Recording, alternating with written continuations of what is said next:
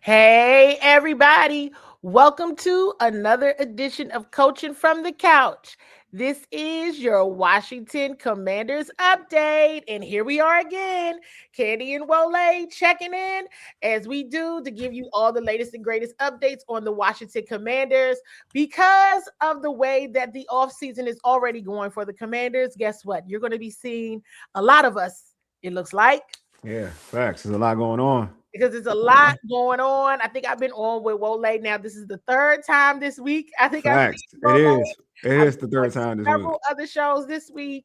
So thanks everybody for for wanting to hear me and hear my insight. And of course, always amazing to collaborate with Wole. We're gonna go ahead and go through the housekeeping items because there's so much to discuss. Make sure Mhm. you are subscribed to the Urban Sports Scene and Bowie TV on all platforms. If you're watching from YouTube, make sure you're hitting the thumbs up.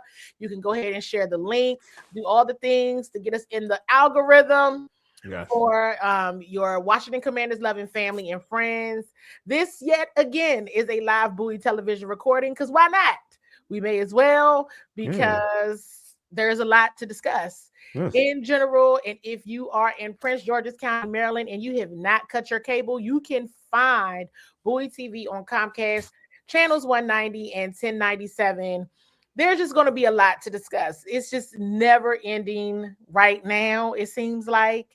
I know I said on Monday I was not going to get any rest this off season, and I haven't. I Yeah. haven't. If I look like I haven't, it's because I haven't. So I try. So, but I'm trying. I'm trying to do better. Wole knows how I am, so I'm going to publicly apologize because I'm the reason why we were late. Oh my gosh. We don't gotta talk about it. Jeez I'm Louise. Let sorry. that thing go. Let it go. I'm sorry. Wait, I'm sorry.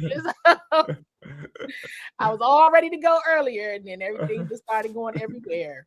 Look, man, Um, we know this. We know how it is, man. Like like this time of year, in terms of when your team is not in the playoffs and coaches lose jobs, man. It's busy. it It's is. busy. It's It busy. is. And everybody knows Bowie TV covers two teams that are going through all kinds of changes right now. And So y'all doing a fantastic job too. Doing a fantastic thank job covering and like giving people good, solid information. So, Thank you. Thank you. mhm. Thank you. Thank you. So you all the same rules apply. We, accept super chats and thanks and all that.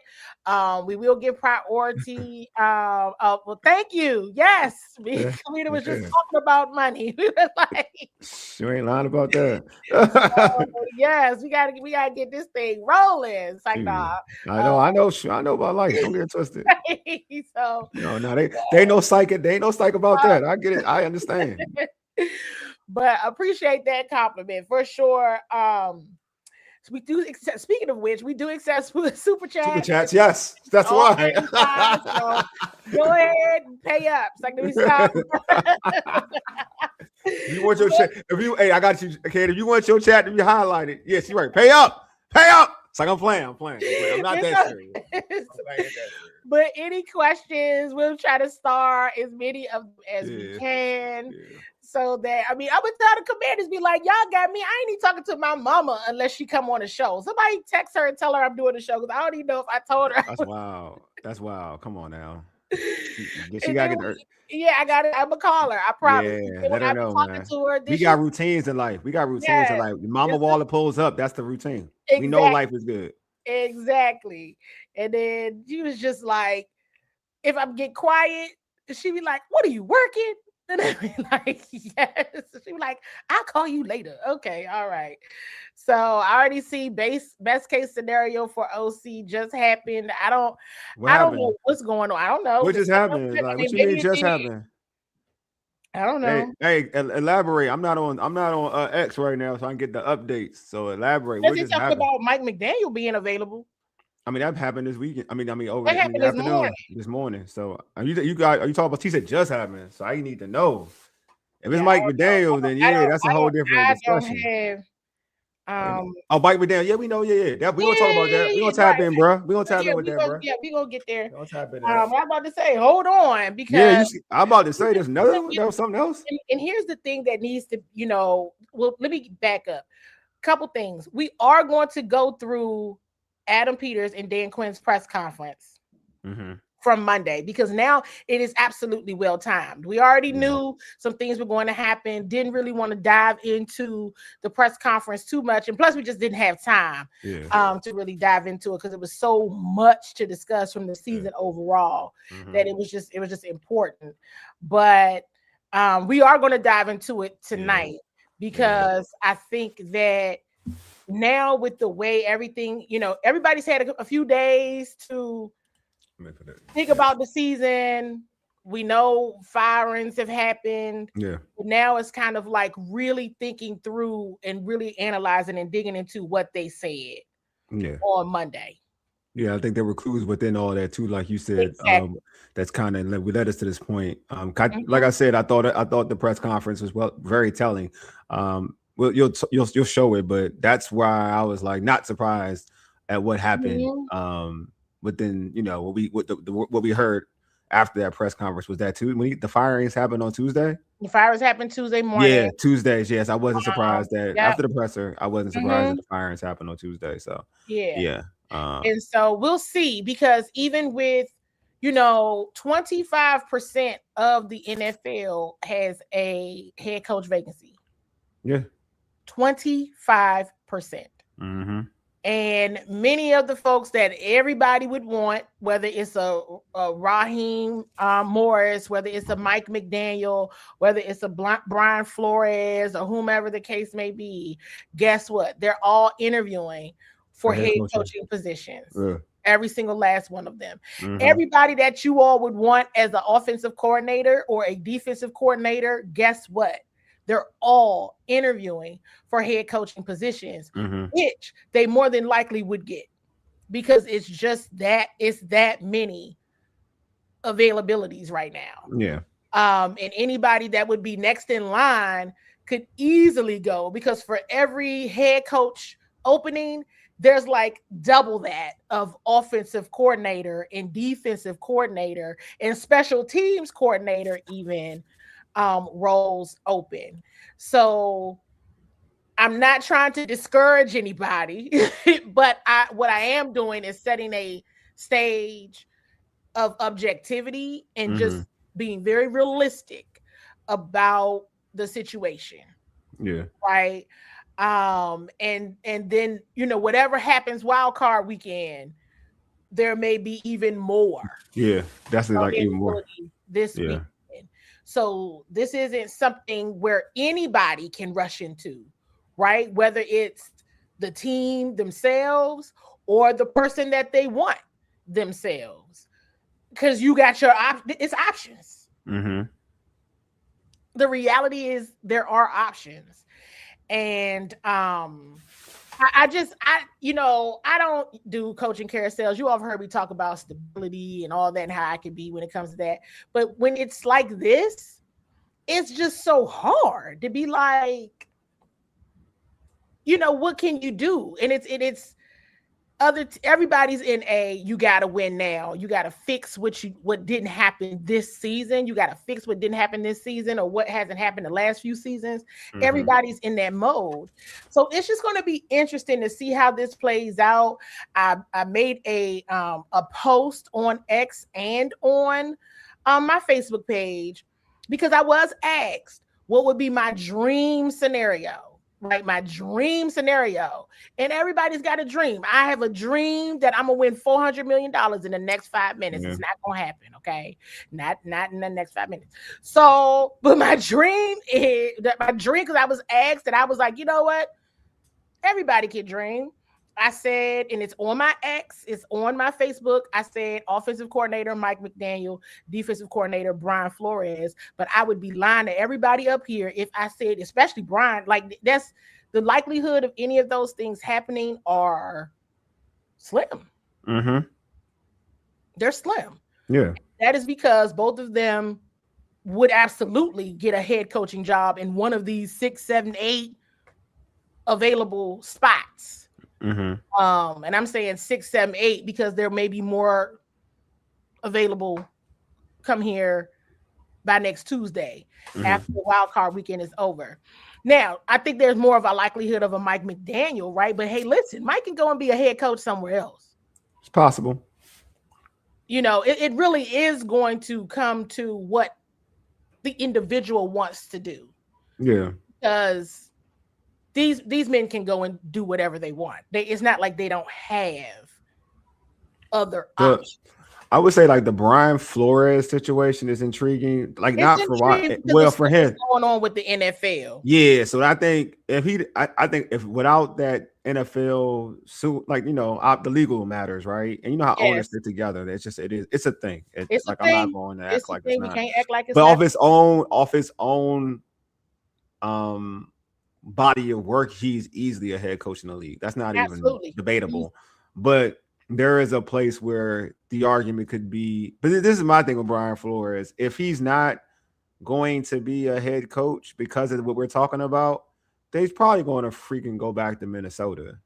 Absolutely. That's like my thing. That's what Brian Flores is like. I don't include him because I think for him it's head coach or going back to Minnesota. Yep. Because I think they had a great relationship with absolutely with Kevin O'Connell. He had a great relationship with Kevin O'Connell. And I don't think that's a situation where in that team. So I feel like if he's going to leave Minnesota, this is my personal opinion. I have no whatever. My personal opinion is that it's head coach or he's going back to Minnesota.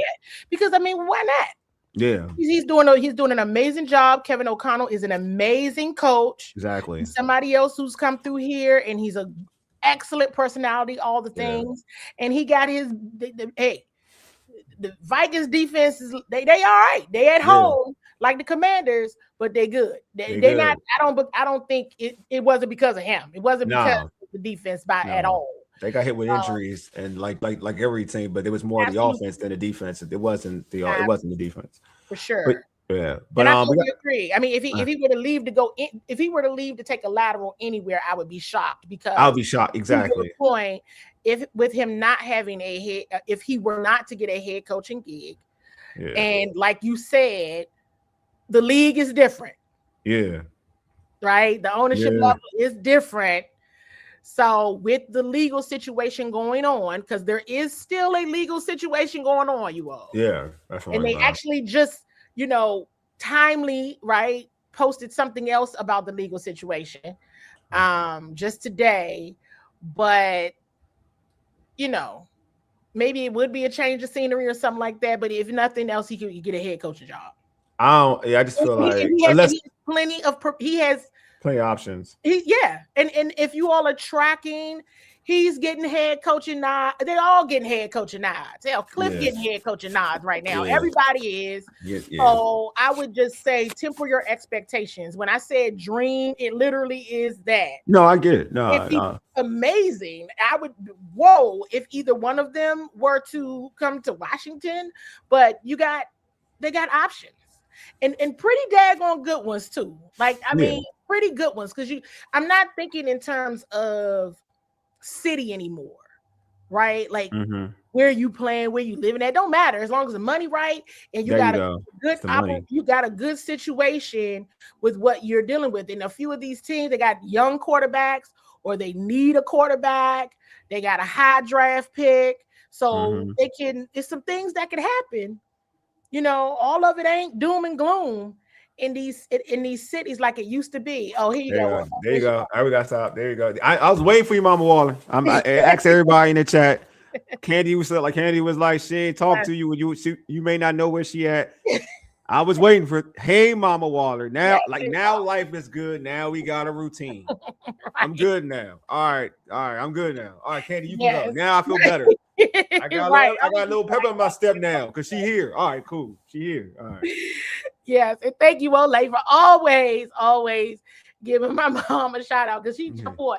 Now my father, he jump on too, but he don't be talking or he later. He be later. So yes, everybody jumping on to say, "Hey, Mama Waller," they used to her now. They like, all right, she here. Yeah, you got it. You got to make sure you acknowledge her. That's what you will do is that. Right. I don't care what platform you want. I don't care if you on YouTube. I don't care if you on Facebook. You on X. You going to acknowledge Mama Waller. That's what's going to happen. That's right. That is correct. So listen, this is all interesting. This is all very interesting. I don't recall a time that it's been like this with the league. Do you? And the Ravens firing Coach Harbaugh, that just really sent it into a whole nother way. It was already crazy, but that happened and it just sent it way like woo, woo. And then it becomes because we're talking about the names that we know, right? We're talking about the names that we know. We're not even getting into the names that we don't know. Like who are the next set of Kyle Shanahan's and Sean McVay's and Kevin O'Connell's and all of that. And so I just it's and so you know what? Other than the owners, I see this comment here, and thank you for calling this up, Wole. Other than the owners, I feel like when you got a young quarterback, right? Well, for the Browns, you can see what's got it. I would shoot my shot with Shador. Yeah, I'm saying you don't know if I just don't know if they believe him or not. That's what I'm saying. That's what I'm saying. I like Shador. I would like, right. If I'm coming in, I'm like, hey, I'm rolling with Shador. Yeah. And because he's a rook, I'm rolling with Shador. And you got Myles Garrett, and you can figure everything else out, like from a defensive perspective. I feel like you can figure other things out. Miami, you're going to have your choice too, because first of all, it's Miami. And then you could pick your quarterback. You know, once it's a young quarterback that you can work with, like super young, like 1 or 2 year. And then if you can pick your quarterback, or they're either really young, 1 or 2 year, and you already dealing with an all right defense, you got a few things you get there, it might be all right. Vegas might not be a bad spot. You got the number 1 pick, you're gonna get you another quarterback. So you can start, it can be yours. Yeah. So it can be yours. You know, I mean, the Giants is actually desirable. Oh, that's a real desirable destination. I'm not gonna lie to you. It's very desirable. You kind of sleep on it every time somebody say Harbaugh.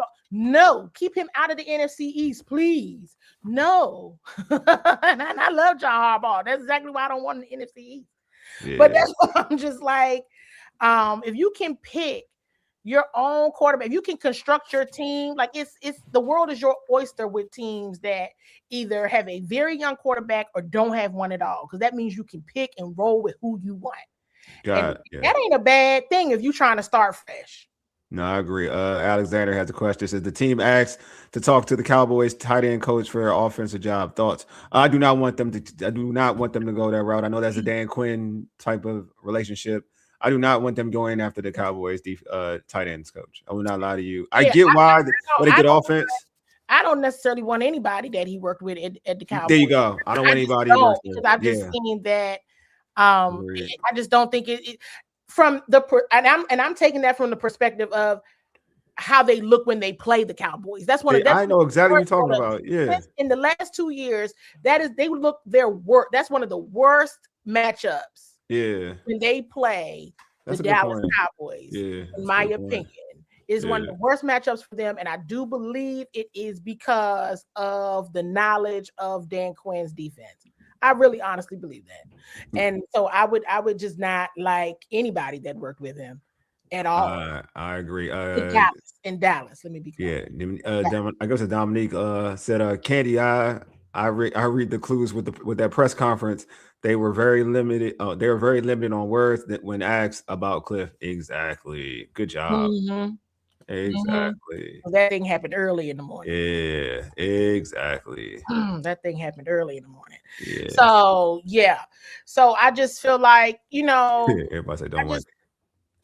Everybody's just. I mean, it's a long list of people getting interviewed everywhere, and it's just really. It's just. Best. I kind of drifted off there for a minute. Like, no, I want to say this though too. Like, what's the first best job? Because you mean Baltimore was the first best job? I'm guessing, right? Baltimore. See, but Baltimore number one. Yes, I do agree with that. Yeah, but it's like they've only had three head coaches.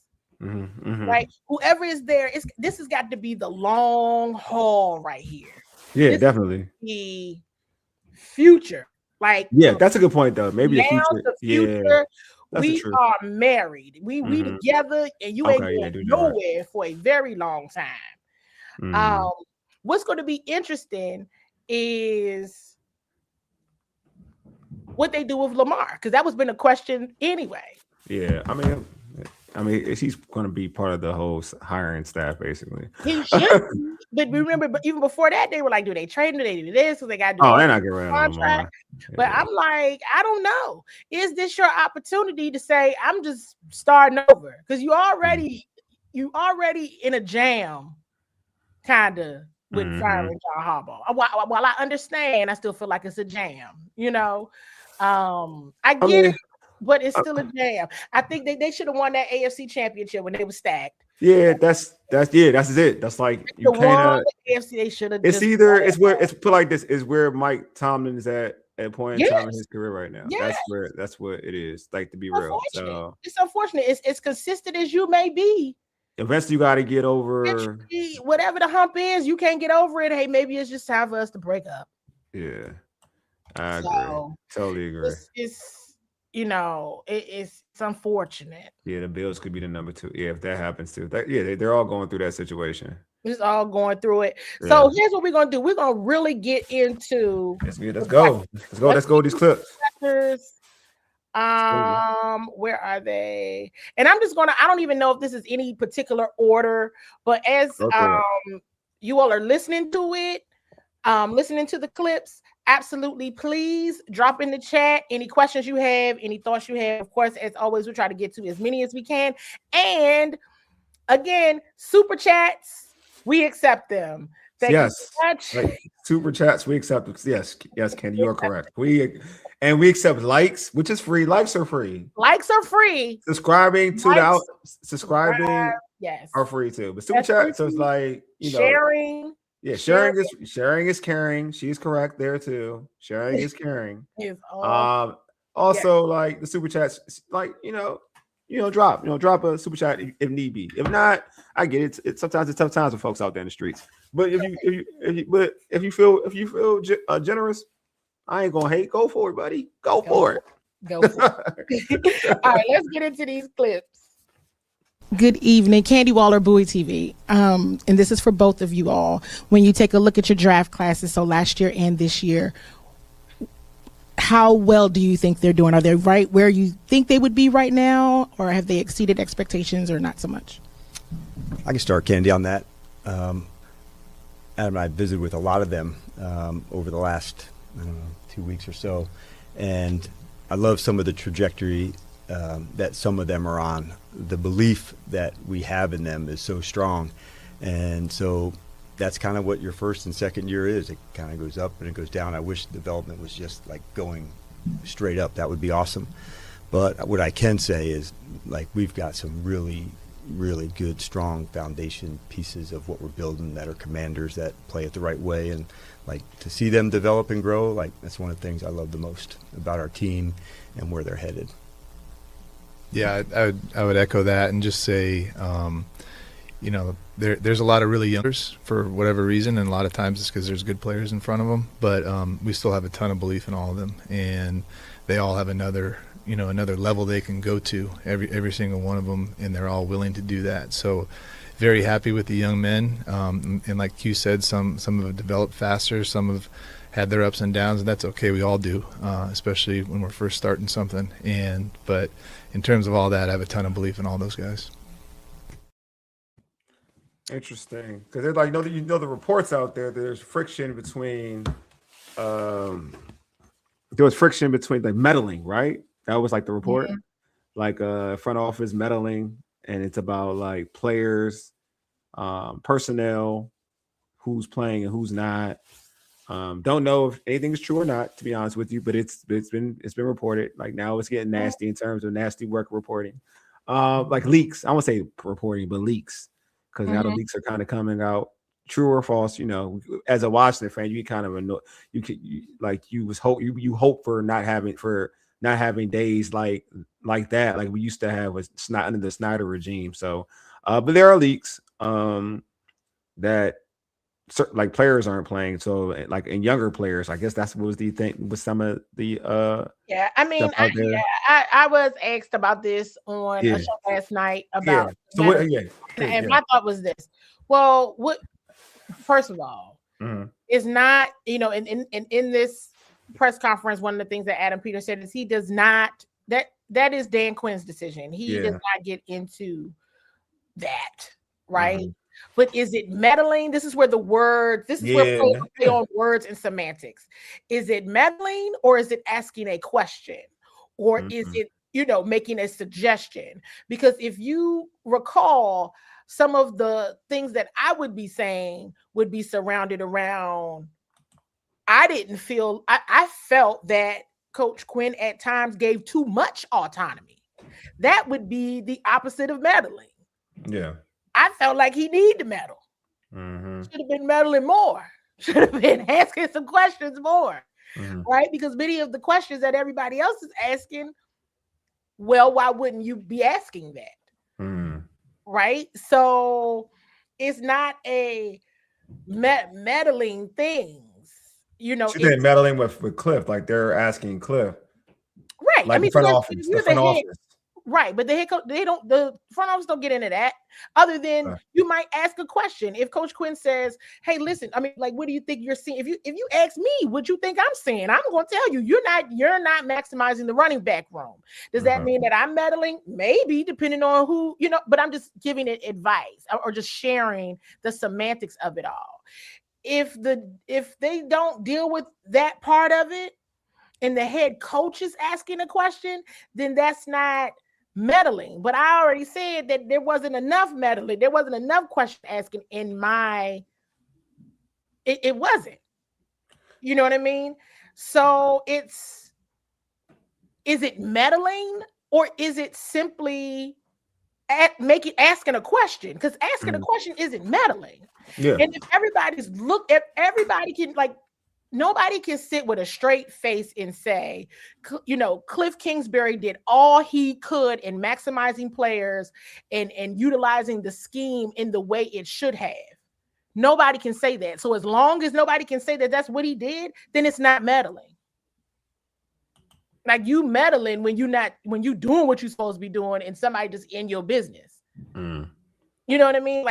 Everybody had questions about Ben Sinnott. Whether he was getting playing time or not. Everybody had questions about the run game, where it was, which ones were being utilized, and all of the things. There was a slew of questions, right?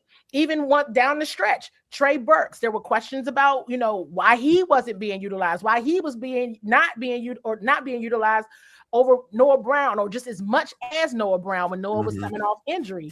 Those were honest questions, if those were in fact even asked by Adam or anybody on his team to Kliff. Now, the head coach, that's not meddling. You know what I mean? That's just not meddling. And so that's why I'm like, this is something that's being blown out of proportion unnecessarily, when you already know, and the offensive coordinator admitted himself that he did not do a good job. You got Taj has a comment. It says, I'm hearing the meddling comment came from the Jaden situation. Some think that's where the comment came from. Kliff wanted to play J5. Do you agree with that? I mean, you in the building, No, in terms of that's where it came from. No, it's not where it came from. Okay. All right, what we got here? Oh, look at Oh, yeah, she's talking to everybody. Oh, look at. Thank you, Mama Waller. That's why. I think she's talking to everybody. She's so glad to see everybody that's online. She just talks to everybody now. I love it, man. I love it. And I mean, let me go back to this too, about the Jaden thing. Yes, there were people who wanted him to play, but of course you would want to. Yeah. But here was the challenge. Even when he played, was it good? So when he was out there? Yeah. Did it go well? No, I didn't. I do want to talk about this though. This part right here, Marshawn Lynch. I'm not addressing it. No. I'm gonna address it this way because I'm not. I'm gonna tell you what I'm addressed about it though. What I don't like for any athlete, especially if you cover this team, I don't care. I'm going to start and folks, I don't know Marshawn or care in that aspect, but I do have an issue when people having there's a way, if you want to report that something happened, that's fine, but trying to show his mugshot, I think it's nasty work. I'm not gonna lie to you. I think if you're a reporter, and I'm gonna say this, if you're a local reporter doing that, that's like trifling because you in this dude's face 24/7. You ask this dude, 24/7, you and ask this dude's you see question. me talking You've to been him. around this You dude. trying to figure out why he's talking to me and not you. He's talking to me and not you because you do stuff like that. Yeah, but I'm just saying, like, when you put a camera, when you put something, you're there and you see him 24/7, and you think it's cool to post a mugshot of him in that situation. I just think it's nasty work. I don't, and I don't care if I'm a fan of a player or I'm just talking about the human being. If I'm as a human being, if I'm chit chatting with you and thinking that trying to befriend you as a reporter, and you come out there and then you show a mugshot, I think that's nasty work. I don't think it's cool. I think it's dirty. But that's all I'm addressed about the situation. I wasn't there. I don't know, whatever. But I just know this, that you can report that a dude got arrested, but to show to put a picture with a mugshot, like you that's intent. Like that's just something totally different, and I don't really like that. But yeah, that's all I wanted to say about that situation. And I agree. And sorry for interrupting you, but yeah, that's why I was just like, "Is this what we doing?" Yeah. Like, why would you exactly agree? Like, that's just not classy. I don't care. It's like you trying to get clickbaits. I don't fool with that. Like, I would, like, truth be told, if I was out of pocket, I'd be cursing right now. But I'm trying to contain that. It just, to me, it's nasty work. It's dirty. It shows what you are as a human being, to be real with you. And it's like you wouldn't want that to your best friend and your parents or your friends or whatever or your siblings. Like, you wouldn't want somebody to do that. That's been in their face, act like they're their friends, and all of a sudden posting something just because if they want clicks, you wouldn't want that either. So that's all. Yeah, that's all I wanted to say. No, and I appreciate you saying it. Yeah. But you know what? Maybe I will. And this is Terrence Pitts here, you all, with Bowie TV, Vice President of Bowie TV. Oh, what's up? Oh man, awesome. He does all of our HBCU coverage. So give him a shout out too. I love it. And I just want to say to that point, if you all noticed, I didn't report on it. Yeah. I didn't say anything because it's out, and I knew before everybody did. Mm-hmm. But that is somebody that I talked to, that is somebody I have a great respect for, and I'm just not going to do it. And to Terrence's point, at Bowie TV, I make a decision. We make a choice. And when it comes to stuff like that, first of all, it's not about the game, so they ain't got nothing to do with it. It's not about the team, so it's nothing to do. You know what I mean? I'm just not going to do it. Yeah. And so that's one of the things. It is a hard balance. I know people come on here and they like, or, they like, oh, the fans, you blurring lines, whatever. You call it what you want. I wouldn't do it to Wole. I wouldn't do it to Randy Jones. He just said that I was a real one. I wouldn't do it to him. I just wouldn't do it. Mm-hmm. If it's not about the game, then that's where I draw the line, unless it's something major, Yeah, but I'm just even like my thing. It was rough to see, and I know that I consistently make decisions that go against some of the grain, and it's like, hey, you're gonna have to make a choice either way. All I must do is stay consistent. So if that's what you're gonna report, that's what you're gonna do. Then don't come in the locker room hoping he talks to you or want him to be, how can we get such and such to talk to us? I don't know. Stop being fake. Maybe that'll help. But it's the way. But if you want to do your job, it's a way of doing it. Like if you're on like a social media platform, you got. I'm not gonna put this dude's name on blast. But if you're on a social media platform, I get reporting and saying like, "Oh, this happened," but don't the mugs. That's unnecessary because now you're trying to, in my opinion, you're trying to belittle an individual, and I don't like how that looks. Period. Especially I get a national media, but if you're local, that's what bothers me the most because you're in that person's face. Exactly. You're in there with them all the time. You're in there with them all the time. You're there with them every daggone day. For real. Exactly. The picture was too much. You see him 4 or 5 times out of a week. I don't care if you like the dude in terms of football play or don't like him. I'm just saying, as a man, if I'm like, to me, it's some snake type stuff. I'm just being real. It's some snakes type stuff to me.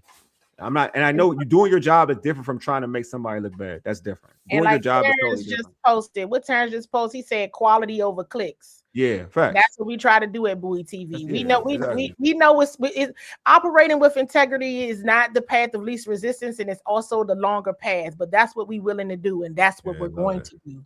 And so that's just, and if I get caught slipping or something ain't right, I know Terrence can pull me up, Karita, Darrell, they could be like, Candi, just like when I gave everybody a warning shot, like when I went at it with the fan one day. Sometimes bad press is all right.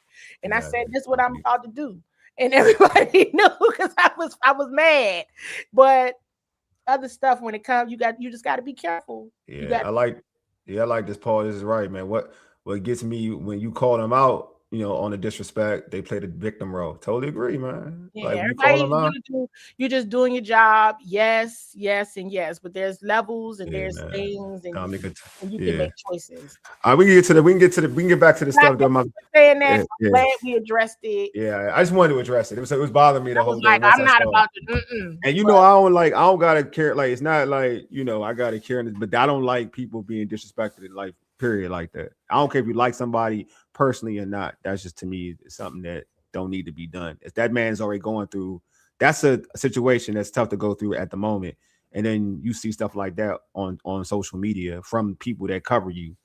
That is wild to me. But go ahead. Yeah, we can go on to something different though. And I think George said Bowie TV ain't TMZ, and that's right. We always said we're not gonna be the TMZ of sports around here. It's enough of that. Yeah, it's enough of that. So that's covered. That's covered in the area. But I appreciate that, you all, and I know it's gonna be a lot of people that watch this and don't agree, and it's fine. But I just think if you're a person, I'm talking about the human element of it. I don't care. Those that know. I'm not gonna say Marshall. Yeah. So with that being said, let's go to the next clip. Let's go. Because the draft pick, the draft thing, I think is important. I think it's an important point to talk about how the draft class did, and I wanted to hear their response or their draft classes, because we're really basing it on 2024. And like I said, year 3 is going to be a big year for that 2024 class. You always want to see the jump, and you want to see a continuity, because then that starts to show a pattern of how this front office does drafts. So last year, like I joked, I was like, I wasn't really paying attention to the draft. Last year, I was fine with whatever they did, but it is a real conversation. Starting this year, well, we knew last year was important, 2 years ago now, but you get what I'm saying. It's going to be a thing now, because it's going to be something that's going to be under a microscope for sure.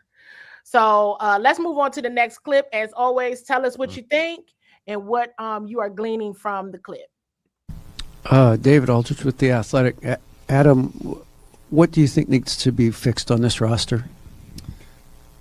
Fixed? I think, the health played a big part. Certainly it wasn't even close to the only part, but I think starting with a healthy team and really staying healthy is a big deal. But I know there's, I feel really good at some spots, but there's certainly a few spots where we can improve and get young, really, fast, exciting, explosive talent, and that's what we're doing right now. We're working on the draft and got a set of draft meetings coming up next week, which I'm really, really excited about. Got the scouts all showing us their reports and identifying some guys. We have a high pick, which is something that you don't really want if it's your own pick, but we're going to take advantage of that and try to find a young, explosive playmaker, wherever that may be. Specifically on the defensive side of the ball, what are you going to be looking at in attacking? I think there's a lot of spots I think where we can look at. I think certainly another pass rusher would be something we'd definitely be looking for. Whether that's the draft or free agency, I think we have a lot of good options in both of those areas. Edge rusher. Definitely. Write it down. Yeah, could have drafted the edge rusher last year. I mean, that's a whole different discussion. I think they thought they had between Dietrich. I really do. I was like, okay, I think they thought they had an answer, right? Between Dietrich, Javonte, and Dorrance. I think they thought they had they wanted to see. And this goes back to something I think we were talking about. We've talked about, and of course, like they said, hindsight is 2020. How close did you really think you were? Right, from year 1 to year 2 of a recalibration. How close did you really think you were? Of course, not taken into consideration because how really could you, right? In the injuries. So you already know edge rusher. I definitely think safety in terms of immediate. Oh, it's definitely a safety. Edge rusher, safety. Need some linebackers because speed. There's a lot of I mean, this defense. This is how I say it for the defense. If you're a top 5 pick, you get the best available player, and most of them will be on defense. It won't be a quarterback. If you're talking about rating players, the best available player will probably be a defensive player. Get the best available defensive player that's available at that point in time. Don't worry about where they fit, whatever. They're going to be better than your player. They will be better. Like, it may not be instant. They're going to be better if coached correctly. They will be better than any of your players. Period. That's how talented this defensive draft is. Regardless of in that slot, if you're top 5, top 7 pick, they will probably be better than whoever you have. They will be the Jaden Daniels on their side of football for you. And this defense can't afford to let go any guy, any young dude who has the ability to be a game changer. They have that. That's what this defensive draft. This is what this draft have defensively. Honestly, offensively, this draft is not the best. But defensively, you got guys who can literally help your team. You got guys compared to Ed Reed. You got guys compared to like some of the best some of the best pass rushers in the league. You got guys who can wreck games. You got guys at linebacker who are just amazing that people are just so are just, the kid from Ohio State that everybody loves. So you got so many dudes that if they fall to you at 7, they're 6 or 7. They're 7, right? At 7, that fall to you at 7, that will change the game. That can if you get a defensive coordinator who can do what he can do, that can change the game for you easily. Well, that's why I'm wondering too. Do they stay at 7 or do they trade back and get more picks? Oh man, I think they can get a playmaker. They can get the best player, one of the best players in the draft at 7. Probably stay at 7 to get a guy. I mean, yeah, like a guy is important. Like they don't have the problem with Washington is they don't have, in my opinion, they don't have the JD5 on defense. Not on the line because you technically need them on the line. You need anywhere. You don't got a guy that can change the game. Like Micah Parsons changes the game. You got like Fred Warner for San Francisco at linebacker changes the game. Period. You don't got safeties. Like I can't think of a stud safety right now off my head. But they're guys like in history, right? We had one of Sean Taylor here that changed the game. Like you need they don't have a guy on their defense that changed the game that you have to account for 24/7. They don't have that guy. Like Jaden Daniels on offense, they got that in offense. Like you got to account for Jaden when he's out there healthy. But they don't have that on defense. They need that. And I mean, if you could trade back, I have no issue trading back. If you could trade back and still get that type of guy that falls to you, then go ahead, trade back. But don't trade back too far where you don't get that. Now you're just trying to add picks just to add picks. There's a thing where you can add picks, but you got to make sure you still get your guy because you have to identify a guy that you want and you're willing to trade back because you think you'll still get that guy.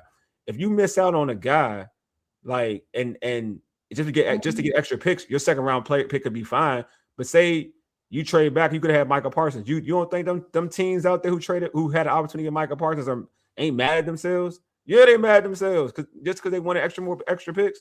When you get the opportunity, it would have to be somebody that you knew for a fact that you felt comfortable. Yeah. I mean, and they were going to. I mean, obviously, whomever they get in the first round, if they whatever pick they get, you already know what the expectation is. This is somebody that's going to start. They're going to play in every game, right? Because we've seen. It's like what are the things that we know we've seen them do so far in 2 seasons, right? And it's. Your first rounder should be your second rounder, but not in every, right? Mm-hmm. Is going to play in every game, barring any injury. You know what I mean? Your first 2 rounds, like to your point, your first 2 round picks are supposed to be your starters. They're supposed to be starters. It ain't somebody that you bringing in to develop. It's supposed to be that starter. Yes. Now, those individuals that are in your first 2 rounds, right, that have not been that. Now, this goes back to like a Ben Sinnott. Yes. Right? or Yes. even a Johnny Newton, right? Yeah. Like, what happened? What's going on? Yeah. If somebody is meddling, they got a good question. I don't call that meddling. They asking a valid question. Yes. What happened? What's going on? Mm. Because what we Good point. should Very know, good point, Candi. Very good what point. we should know by now is Agreed. these people should be playing. I agree. Reese, I ain't like Reese gonna be there. To George's, what George is talking about. Baines, Downs, Reese. What's the kid? No, Bailey. I don't trade down if Bailey's there from Texas Tech. There's about 5 dudes I'm not willing to trade back for. There's about 5. Other than that, yeah, we can talk about trade. But again, they're gonna one. We're just talking about 4 dudes. They're gonna pick a quarterback in the first round. They're gonna pick an offensive lineman. They're gonna pick a wide receiver. One of them dudes will be there. That's a guarantee. They're going to be there. They're gonna either have to get their edge. Well, he just told y'all edge rusher. So yeah. And that's what I'm saying. He pretty much told you. That's what I'm saying. Like, I know. Told you. He told you when I'm playing the clip. You ain't even got to guess what position it is. No, I'm with you. He told you which one it is. Yeah. You know what I mean? No, he told you. No, facts. He did tell you. That's why we playing the clip, because he told you. No, I agree. I know what his number 1 is. Exactly. I know what his number 1 is. But my thing is that if them 2 ain't there. Oh, right. If them 2 ain't there, I'm still getting Downs, I'm still getting Downs. I'm still getting, because Downs is Ed Reed. That is a special player. Caleb Downs. You can get another Caleb here in Washington. You can't get another one. Yeah, there you go. I like that one. I like that one. Right. AB did tell. That's why I said, he just told you. This is why we play the clip. This is why y'all love Bowie TV and Urban Sports Scene, because we gonna take you right to the clue here, because we ain't even got time, y'all. You got clips. You got clips, Candi. You got it. Candi got clips, man. Y'all, Candi doing it. Candi got clips. She doing it. I appreciate for including me with that, but Candi got the clips. I'm gonna keep it a buck. All right, there you go. Y'all don't get real. I don't lie. All right. So I just got to be like, he just told you. But like you said, though, if they not there, you got options. Yeah, you got options. And now you've already talked through the strategy. If any one of those people aren't there, okay, then maybe you do trade down, or maybe you say, nah. If we this bad, and we got 7, then we just gonna use the 7. Yeah, that's what we're gonna use the 7, y'all. Okay, we're gonna use the 7. Everybody got it. Cool, because that's what it's for. Ooh. Okay, let's get it. Let's get it. No, Brian, no. Hey, let me stop. Hey, Brian, appreciate you, man. That's what I'm talking about. I love the support. That's what I'm talking about. We really That's appreciate dope, that. That's dope. That is dope. We accept super chats, you guys, like Brian just gave us. So thank you so much. That, man. I love that. And so with that being said, yes, let's keep going and using our clues and figuring out what they doing, because that's why we get together. So we already talked about it, right? Edge rusher. We got other ideas in case one of the top 3 edge rushers are gone. I don't think they will be, though. But if they are, we'll just keep it moving. We got a little bit of a runway, though, because the draft ain't until the end of April. We already started in January. Why? Because they didn't make the playoffs, so that's why we're doing this in January. But anyway, all right. So let's go on to the next clip. Like before, go ahead and drop in the chat your thoughts on what you are hearing from their responses. John Keim, ESPN. For Dan, you don't know about the changes, but when would you like to get those finalized, and what goes when you're going about assessing coaches, coordinators? How do you go about assessing them to get to whatever decision you want?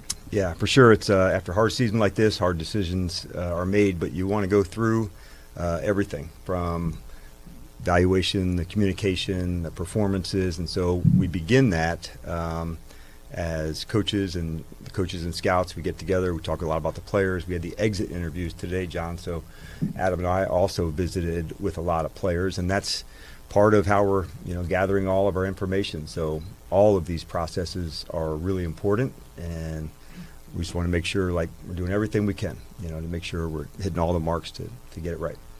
And Adam, for you, since we haven't talked to you in a little while, I want to go back to the summer with Terry. Given how the season played out for Terry, the injuries, the early struggles and all that. How would you assess how that situation was handled, and how can you apply whatever you learned to future situations? Yeah, certainly. I think both us and Terry would agree that we would like to get that done a little bit faster. It didn't happen that way. Certainly, there's reasons for that, but ultimately, you'd like to get those things done before we did.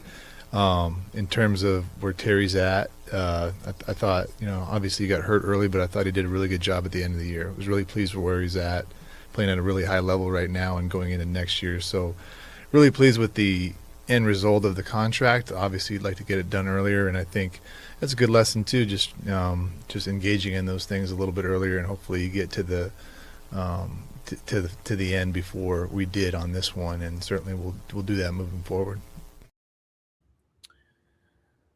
I just feel like that is interesting, and you want to pay attention to it because of things like the Laramie Tunsil. That did come up, but I didn't pick that clip for tonight. But we've talked a lot about the signings of Laramie Tunsil, others as well, and getting some things done. Laramie represents himself, I believe. I don't think Laramie has an agent, so I think he's self-represented. So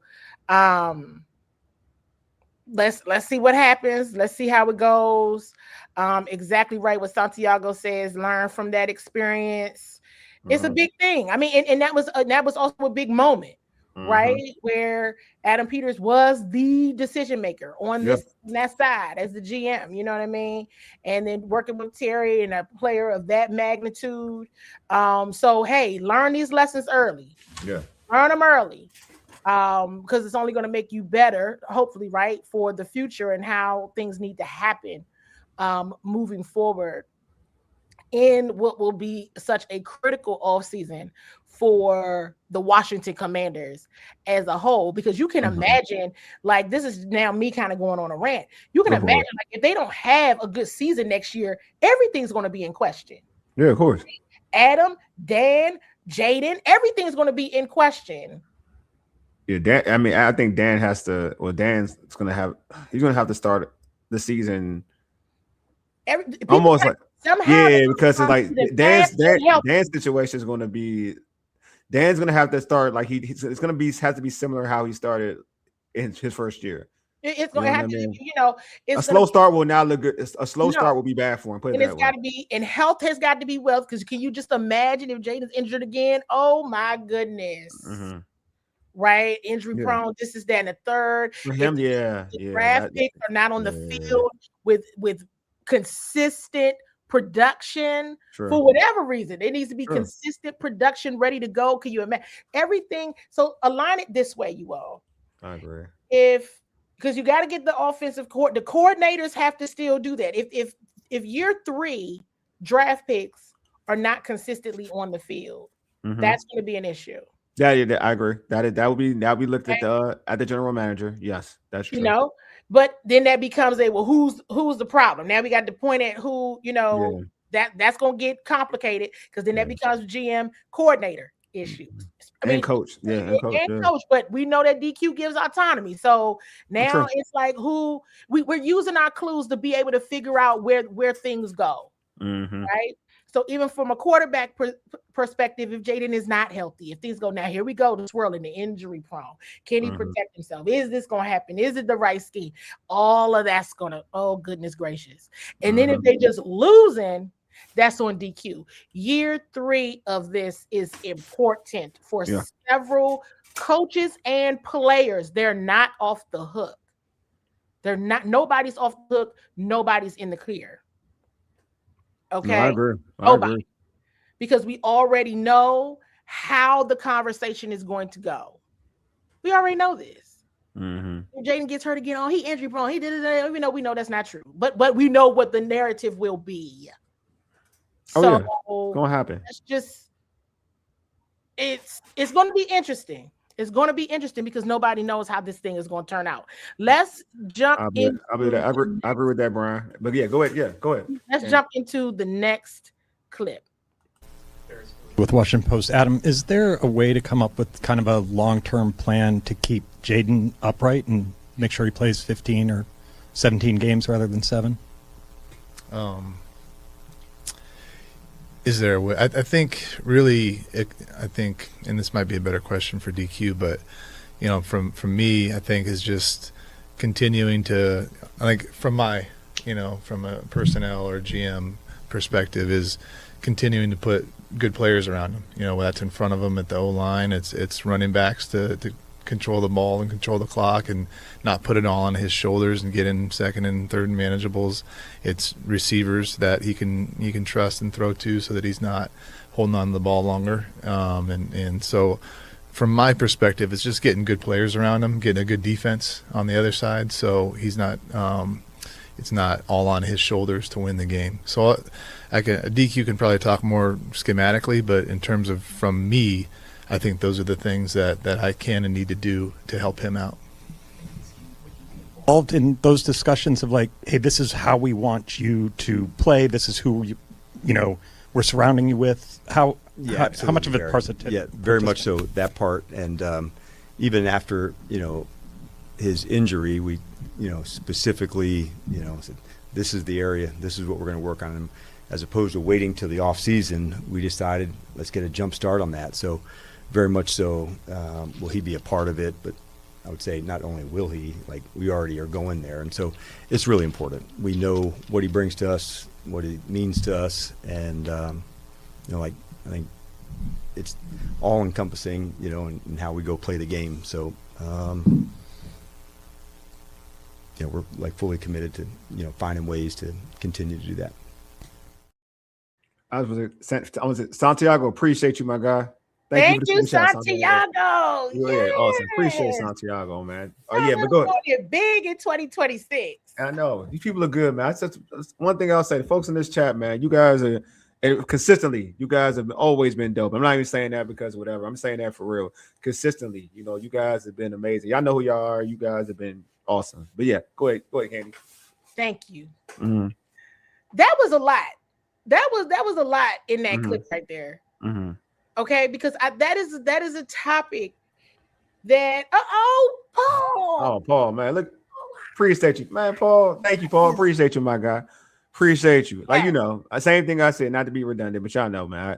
I always appreciate y'all. That's what y'all make doing streams about the Commanders real fun and easy to do, man. I ain't gonna lie. Yeah. I ain't gonna lie. Especially since it's been bad.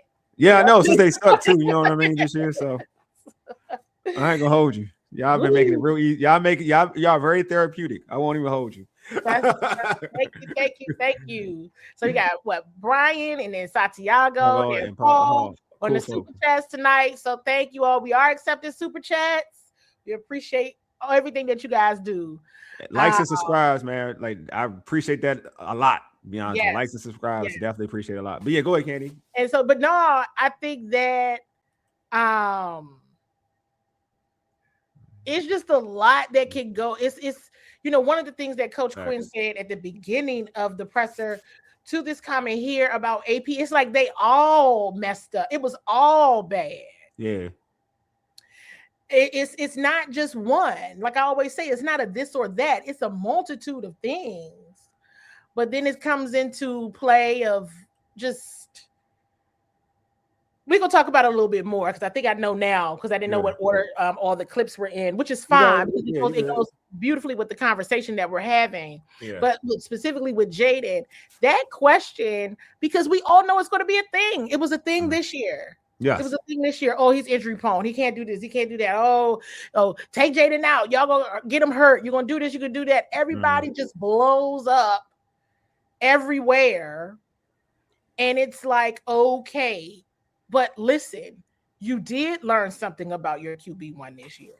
And he's going to go into the line of fire for his team. For you all. Yeah. I mean, there have been conversations behind the scenes where he wants to win. It's like he putting the whole city on his back and he's like, I gotta do this for everybody. And it's like, you're hurt though. And it's so you got to know the personality of your person. Mm-hmm. That's why the scheme and the players. And I mean, hey, hello.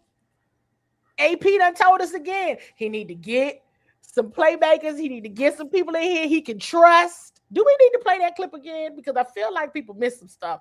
They need to get some playmakers that they can trust. They talked about the run game and controlling the clock. He talked about that. They talked about getting the defense better. He done brought that right back up. I mean, y'all know I used to do this thing where it was like love button and fire emoji. If you really heard the responses to that question. Receivers, he trusts. Talked about the run game. Controlling the clock. And getting that defense right. And he said edge rusher. We'll go back to the man. He was strong with edge rusher. That's what I knew. Clues. Love edge rusher. Fire emojis. They be telling you, give it. Listen, this is why we go through the clips because I'm gonna be like y'all. We went through that on the show. Now we went through that on the show. That's why I pulled it up for y'all because I don't want you to miss this. And I also thought it was important to go through this as well as if you all are watching playoff games, that's perfect. That's great. Take a look at the free agent list. That's perfect. That's great as well. But pro tip. Make sure you watch the college all-star games. Senior Bowl. I think East-West Shrine. The East-West Shrine already happened? No, ain't none of them happened yet. Because remember, East-West Shrine is where they really found Bill. Yeah. That's Senior Bowl, right? Isn't it East-West the Senior Bowl? It's two different things. It's okay. I wasn't sure. Yeah, two different games. So Hula Bowl is this week. The Hula Bowl is Saturday. But get with me. Get into these college all-star games. Get into it. Okay. Very important point. And look at the free agent list. Yeah. You hear them saying. Not based on what you think, based on what you heard them say. No, I like this one. Like Yusuf Khan, I do agree. Like these are all possible options. Alec Pierce, wide receiver for the Colts. Yeah, he's got speed. He's been dynamic this season. A lot of people like Alex Pierce. I've heard I say likely several times. That's a perfect depending on the coordinator. I loved him, but I mean, Breece Hall. Oh my God, he is amazing. Breece Hall is amazing. He's a breakaway back, speed, power. These are all depending on. And we'll talk about coordinators. Depending on the truth be told, I won't even lie.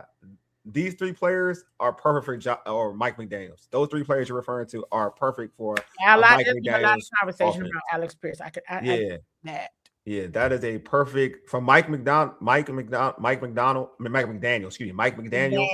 Yeah, McDaniel. That is a perfect. He's absolutely perfect for those three players. You want to know a fun fact? You can tell Karita. I said it. You can tell Karita. I might need to give her a heads up so she. So I prep her. I media prep her for this so she don't say too much. Just know, Mike McDaniel is one of my favorite coaches in the league. He is hilarious, and he be on my type of time when it comes to comedy. So it just. He's hilarious. No, he's funny. Yeah, he's a funny dude, man. Oh my gosh, he's amazing. Yeah, Rashad White. That's Jaden boy. That's Jaden boy.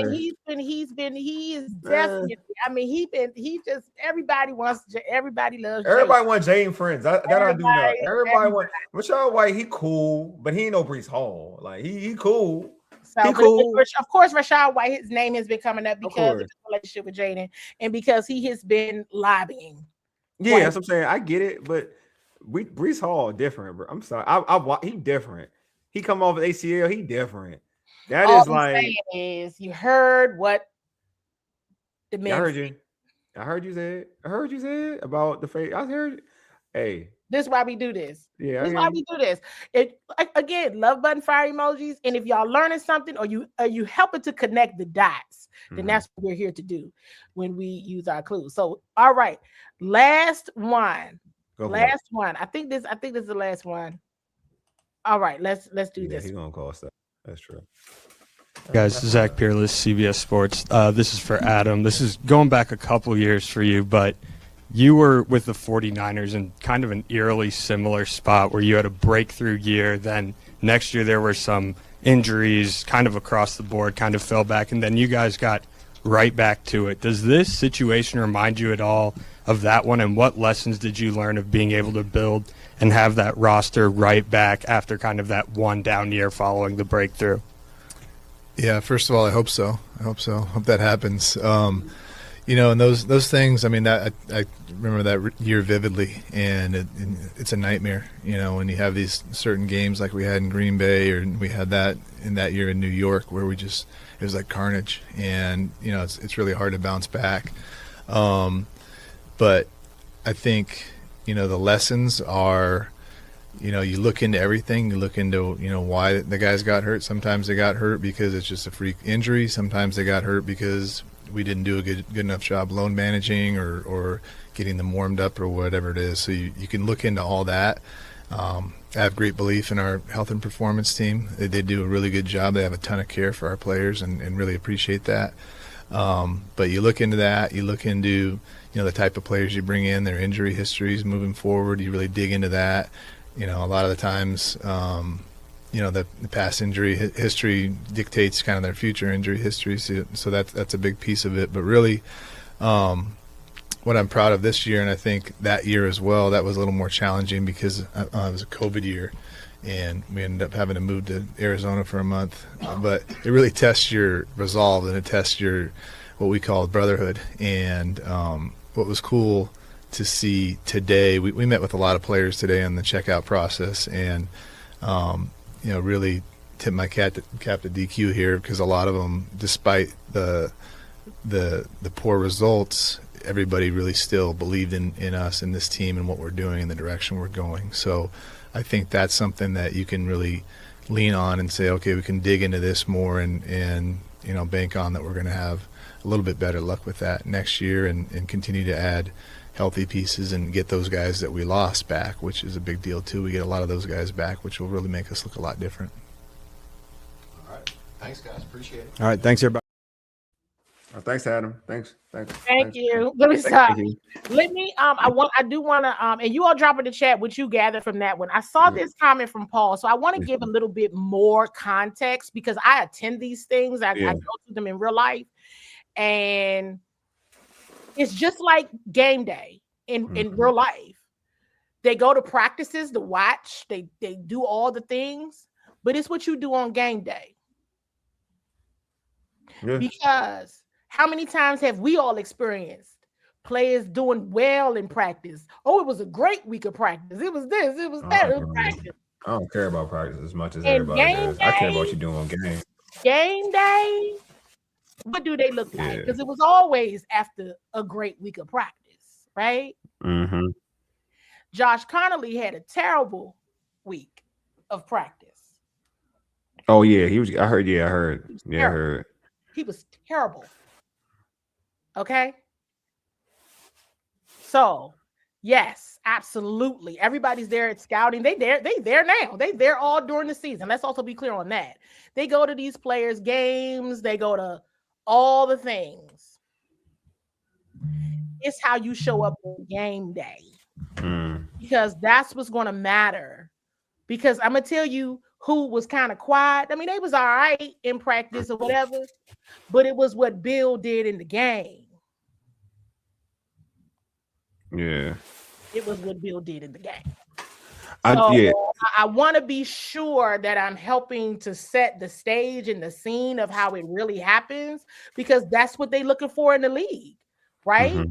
Practice is absolutely important. They got to be there. They're going to be there at practice all during the season. These scouts, they're out there all the time. You know this well. They're out there all the time, all season long.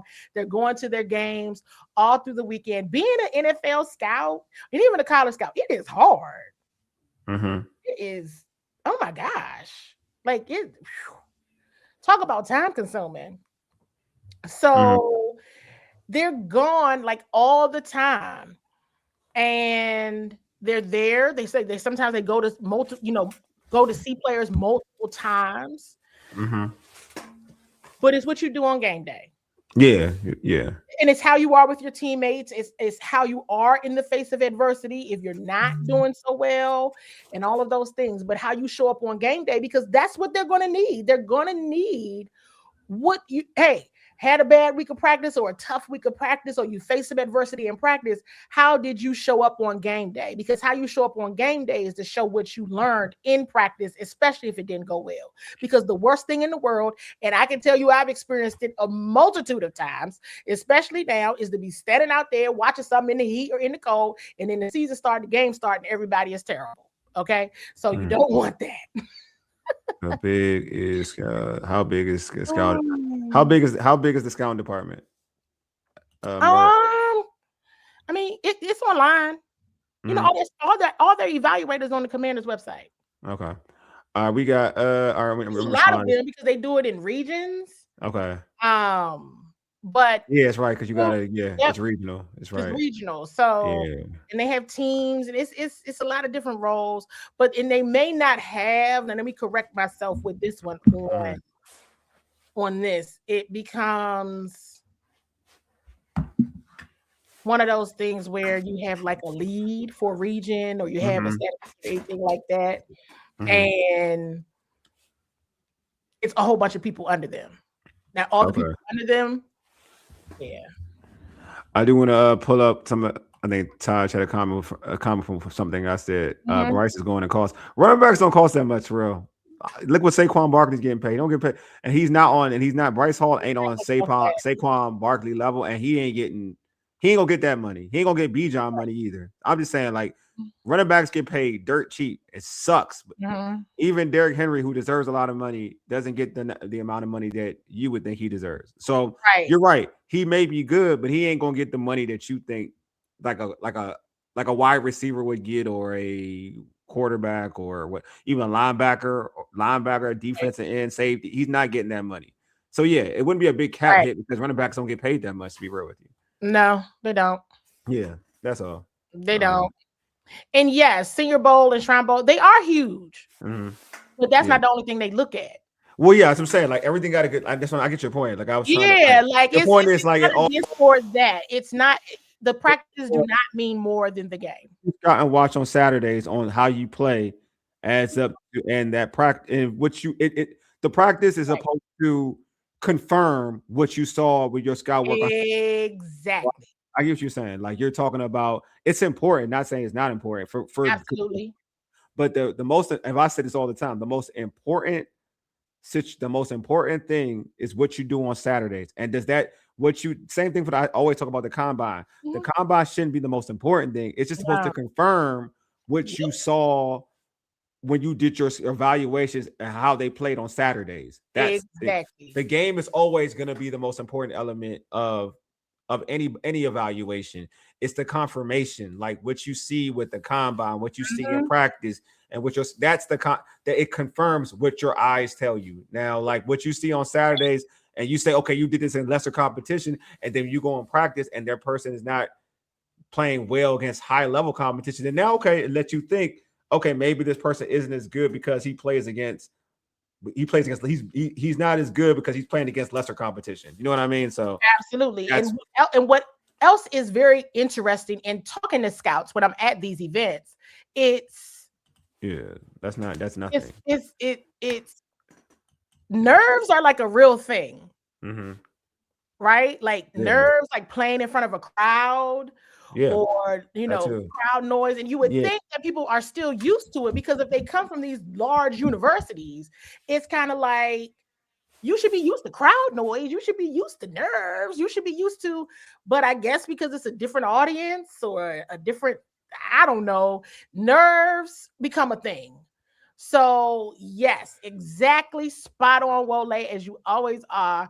I want to make sure what I saw all week long is real. Yeah, that's it. That's all. And maybe you impress me in the game because you had a bad week, but it's gotta all align. Yeah, exactly. It's just like, it's all about doing your work, due diligence. All align. They're all important. Again, we got to get used to the fact that this isn't a this or a that. Because to your point, and like you Yeah. gotta be, but it's gotta align. You Yeah. gotta align along with everything else that you've been tracking on this player the whole Yeah. entire time you've been tracking them. Yeah, because to your point, you can be a practice warrior and be thorough in practice, but Hey, in games I've seen you play, you ain't really do nothing. let me tell you So something. You know how many practice warriors are on the Commanders right I now? know. That's what I'm saying. I know. I get. I So get we it. not gonna play that. We not You gonna see play this this in all sports, old though. You see this in all sports. That's why I don't really get into. It's practice important, but warrior. it's important to the people that you know have been productive throughout their college career. Like for instance, if Ray Lewis in Miami, when he was drafted in Miami, if he had a great senior boy practice, I'm like, yeah, he's been great on Saturdays. I expect that. Like, so it confirms that he's like I knew he was like that, but it just makes it easy to know that he's definitely like that. That's all it does. It just confirms everything. So to your point, I think there's practice wars. I mean, I don't need to get into all that, but it is what it is. It is a thing. Like how you play when a crowd is out there is totally different than just you going against your peers one-on-one on drills. It's the same issue. It's the same thing where I feel like people are totally like they are heavy on combine work, where I used to be like that, but then I realized that you could be like your combine don't match up what you did in the regular season. Like your regular season, you ain't do nothing, and your combine looks so good that everybody thinks you a first round pick. How many times have we seen people? Appreciate you, Todd. My God, appreciate you, Todd. Always appreciate Brian, Santiago, Paul, and now Todd. Yeah, cool folks. That's man. what's up. Yeah, cool folks. Thank you, and thank you. How many times have we seen somebody be amazing at combine? Yeah, and they get drafted, and you will never hear from them again. Yeah, I agree. I totally agree. Merle said, should Adam get a new director of college scouting? What do you say? Oh yeah, okay, he right. So Merle must have took my advice, and I said it on the website. Like you can go. Like, hey, I'm gonna lead you. Ken Dribble has been here for a long time. Okay, there you go. All right. Tell you where the water is. It's a consideration. Yeah. You know, it's a I mean, everybody's a suspect. Yeah. I mean, look, man. But it also goes back to what is the real issue? Do these players not have talent or the talent that you're looking for, or are they not getting the support and the help that they need to be playing and the in-game time? Yeah. That's on the coordinators. I mean, your head coach has to guide that as well. And I think that's why I'm saying this is going to be critical. I agree. Because everybody from that 2024 draft, they better be locked and loaded this season. Yeah. I mean, I feel like you look at it like this year, this draft class, even last year's right, it's not as bad as what people think. I had to think about. I've been an individual. I've been very critical of this draft, of the draft picks, and I'm like, when you think about it, I mean, been some down years. Everybody had a down year this year. Like the majority of folks had, like in terms of the guys who were drafted in 2024, they've had down years, right? Everybody like other than Brandon Coleman got benched, but again, Brandon Coleman to me, when I look at Brandon Coleman, it's different because I think we got a lot out of where Brandon Coleman was drafted. Like he was a 4th round pick, right? If I'm correct. Mm-hmm. 4th rounders aren't rarely you're going to be your starting left tackles, right? And you got him to be a starting left tackle, which was and played at a really good level. And I would say super high, but when he's healthy, man, he blocked Myles Garrett, and you ain't know who, like, and you would have thought he was all world after that game. So, like, and then you had Jaden, you had Mikey, who looked good his rookie year. Brandon to me looked good his rookie year. 3rd round. Paul said Brandon was a 3rd rounder, which still a 3rd round left tackle is rare. Like a 3-round, to make him a left tackle is rare. Then you have and then after that, Ben Sinnott you drafted. You got Jordan McGee in that same draft, and you had Jerzon Newton in that draft. So, and now you're looking at some of the progression of those individuals in this year. I mean, yeah, Jaden and Mikey didn't take the steps they need to, one by injury, the other by play and position, right? But you have the others, like I thought, like Jordan McGee stepped up in terms of Ben Sinnott when he got the opportunity, stepped up, I mean, when he got the opportunity, played well. Now, I'm not saying that he showed flashes, put it that way. He showed flashes. So I think the draft, if you really break down the draft, and then in this draft, you got Connerly, who looks like he's going to be a good player. Connerly played you every got Trey game. Amos, look like he could be a Pro Bowl caliber corner. Like you got guys. This draft ain't like it could be worse. It could be worse. Jalen Lane is a Pro Bowl caliber special teams player. Like it could have been worse. That's all I'm saying. Oh, and Jalen Lane did make the Pro Bowl. He's an alternate. But you know what I mean, though. Like, but he's good. Yeah. yeah. Oh, sure. Oh, we got a super chat from George. Yeah, Oh, George. Man, George, appreciate So you. who we Look at got? you, George. Who we got? Brian. Now I'm gonna mess up. I got right. Brian, Santiago, Paul, Taj, and George. Yeah, you got there. Yes. Yeah, y'all dope, man. I might start writing this down because it's getting too many. Yeah, I trust players who excel in college and Thank all-star you. games more than combine. I agree. Yeah, me too. Combine, I don't like combine warriors. You know, it's the I don't know if they still have the Tropicana Bowl, but like the Hula Bowl is this weekend.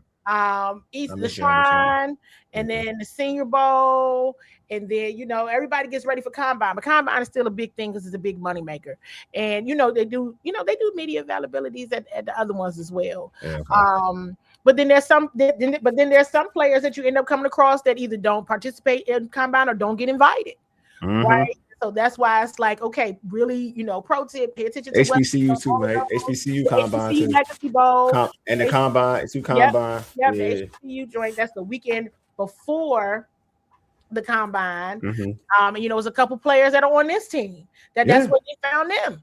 Sure did. Right?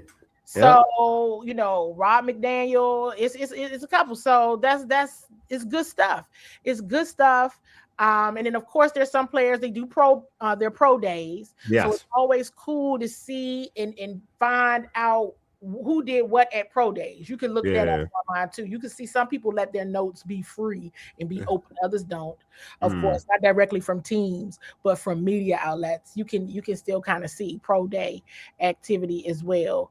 Yeah, we miss Jeremy Chin too, bro. I miss Jeremy Chin too. I'm not gonna lie. Yeah, Jeremy Chin could tackle.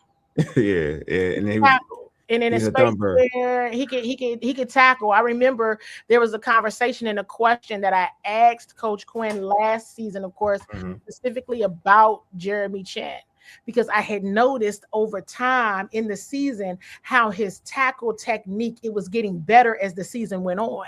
And that is why you all heard me harp so much on and be just really hard on. Wait, as the season is getting on, some of these dudes, the tackling is getting worse. Yep. Much worse. Worse as the season went on. Yeah. And so this it's a really big deal. Yes, we talked about McDaniels at the very beginning. So you have to all that back. Yeah, definitely. We talked about a few people. But yeah, we like them. We like them. We like them. We like them. We would love them to be here. It would be a dream. It would be a dream. It would be a dream. A lot of options. We got from Youssef Khan said, what do you guys think about the recent stuff that comes out about where AP wanted some young guys? Yeah, we talked about this too. Reps, by the coach. Yeah, we talked about it. I feel like, again, it's a lot of stuff being leaked out. You don't know what's true or not. But like we got to see some young guys. I don't know what, but I don't know if it's meddling. We talked about this. I don't know if it's meddling or not. It could be suggestions, but I don't know if it's meddling. It's not meddling. I'm gonna just go ahead and tell you that. It's not meddling. I meddle more than they do. I don't mind telling on myself in that regard. Yeah. So I meddle. Okay. Yeah. I love it, man. I love the honesty, man. I love the honesty. AP 20. But but I don't.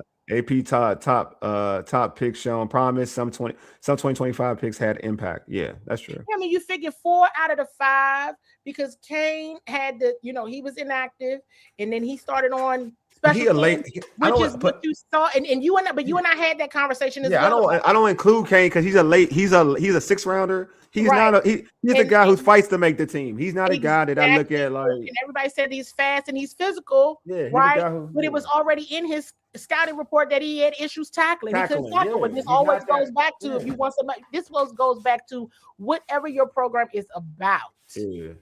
You know what I'm saying?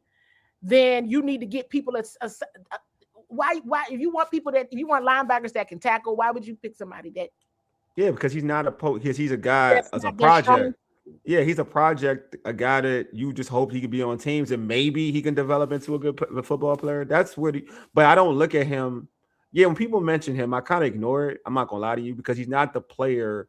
Because growing up, like anybody who's watched football, the 6th and 7th round pick, sometimes they don't make the team, man. Like for real, they don't. They're not even guaranteed to make the team. Gil is simply an anomaly. Yeah. He didn't even play his whole last senior year, and what he was able to do when he didn't even play, and all that is a complete anomaly. It's for real, and it's tremendous that they hit on him like that. I think they hit. They got somebody. They got him one. That label's. I heard about him. Yeah.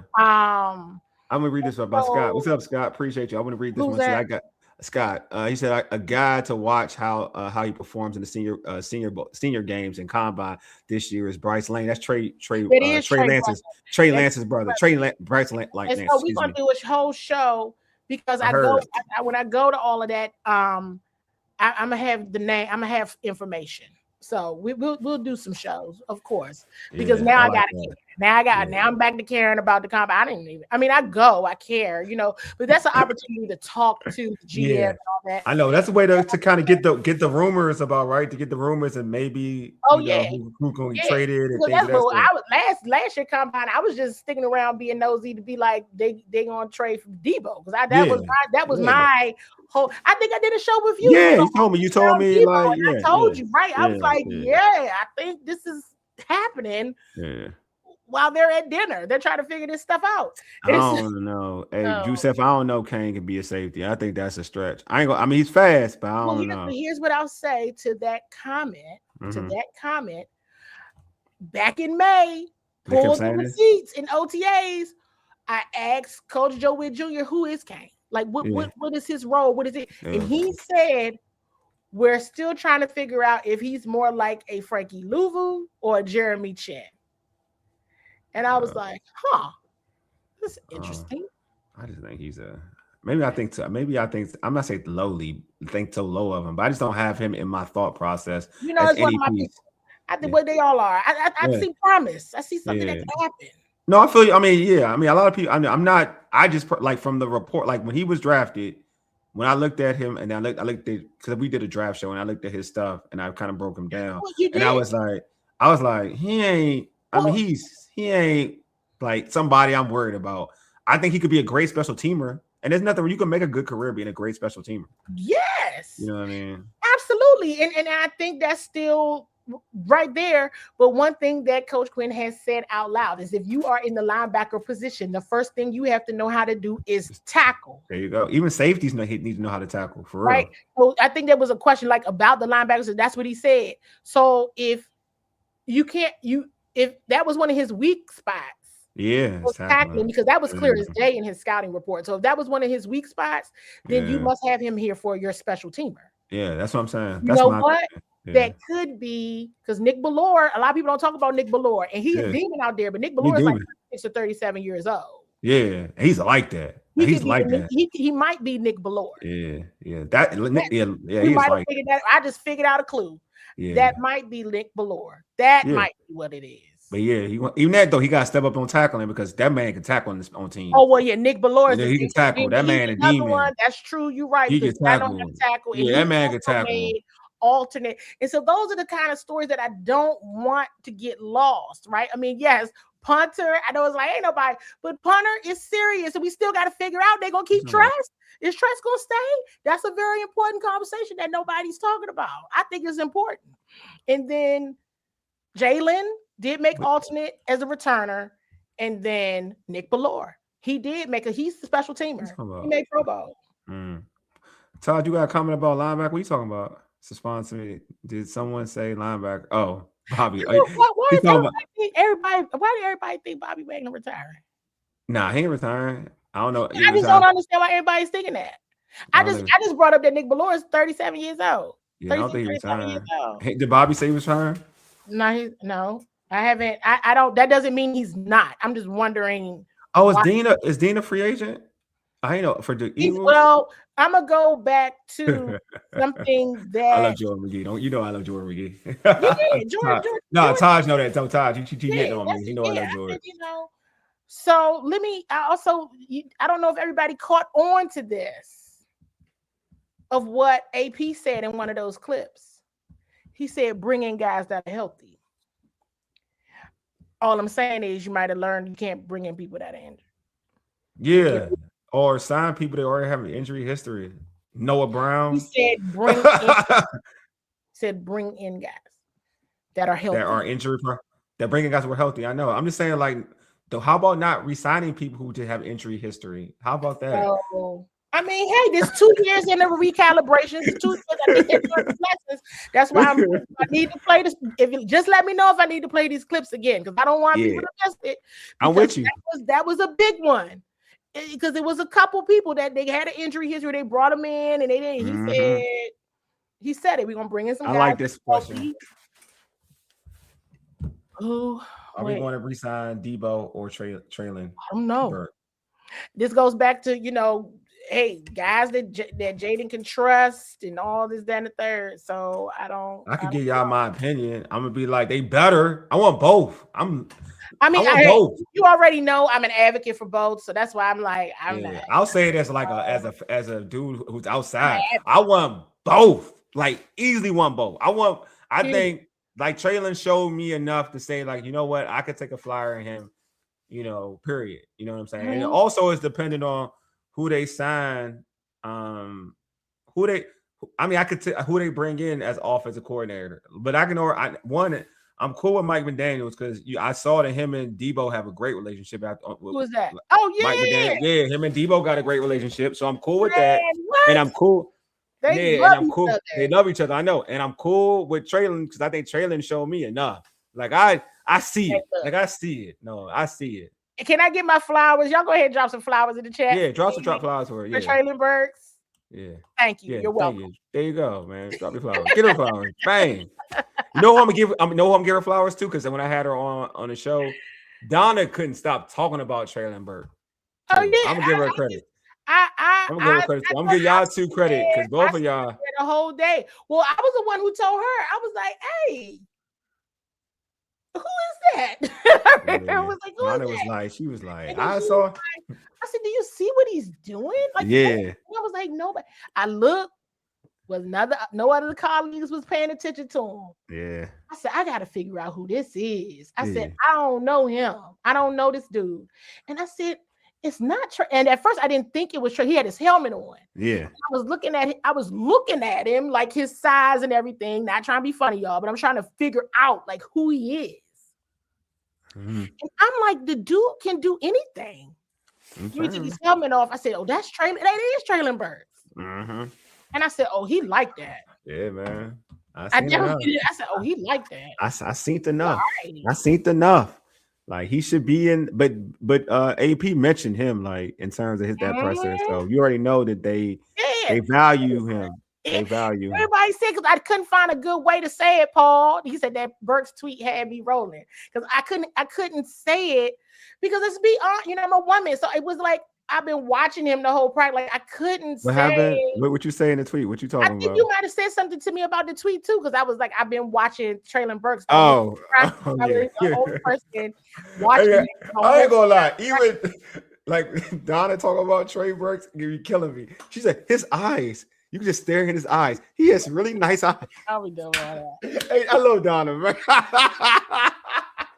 I love Donna, Joe. I love Donna. Definitely like follow Donna Hopkins, man. Yeah, awesome. Donna Hopkins. Follow her. Laughing. Donna Hopkins _ man. That will get on X. That will give y'all a laugh. Donna is hilarious. Go ahead. It's hilarious.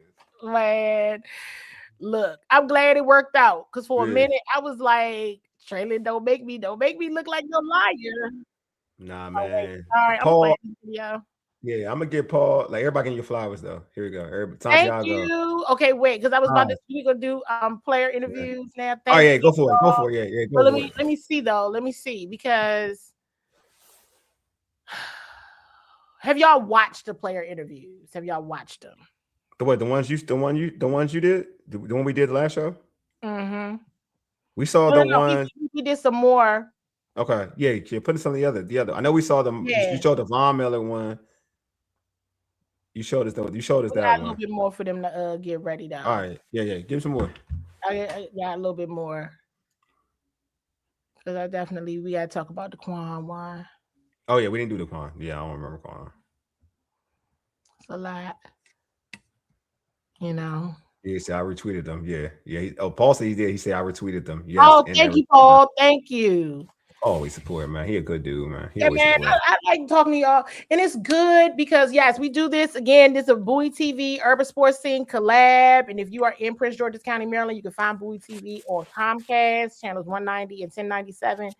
And all of us are across all platforms. So make sure you're subscribed and you're watching us and supporting and telling people about us. Yeah. If you can see, we have a different approach to how we do this. Did I do Frankie? Did I show y'all Frankie's? Yes. Show Frankie. Frankie. Okay.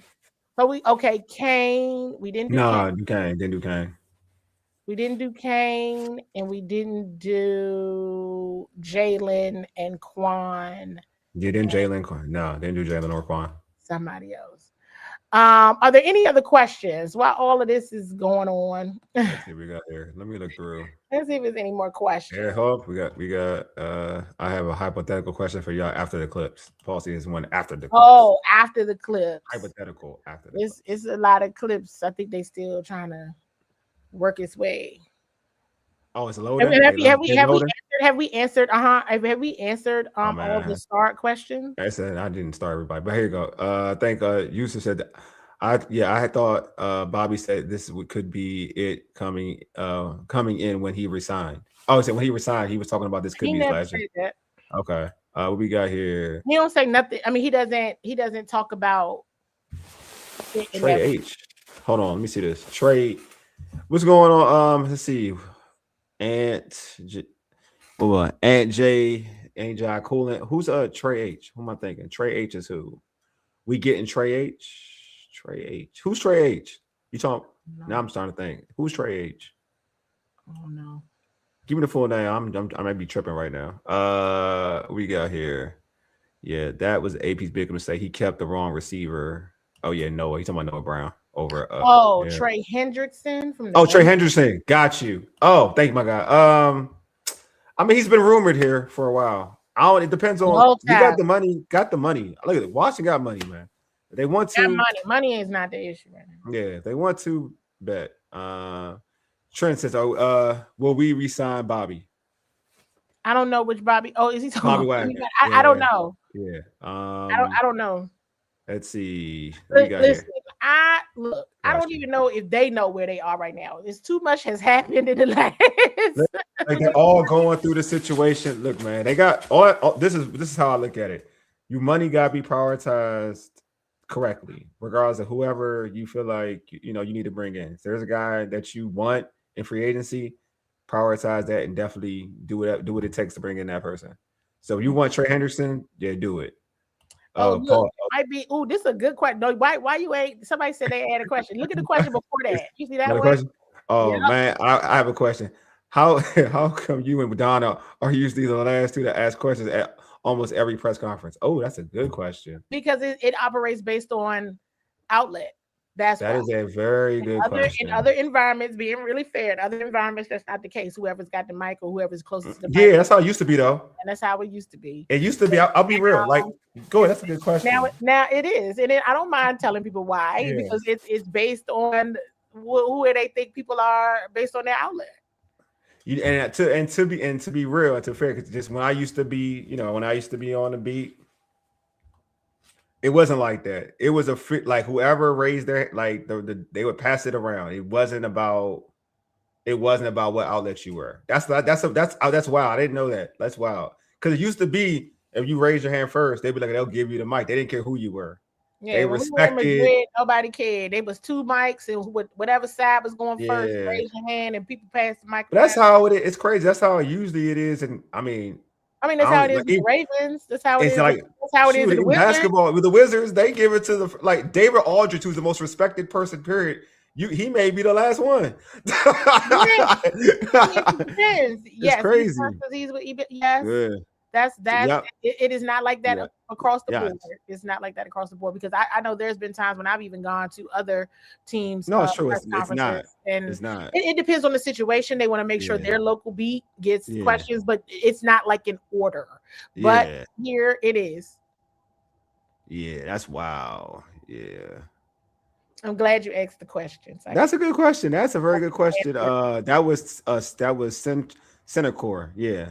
That was a It's good like question. as if people outside can't pick up on stuff like that. Oh no. I mean, people pick up on it. I mean, I noticed that. I just thought that like I didn't know what was going on. I didn't know why. That's a good question. But the reason that's your explanation makes perfect sense, and that is crazy because it wasn't like that before. That's why it's funny to me because it was not like that with the prior people.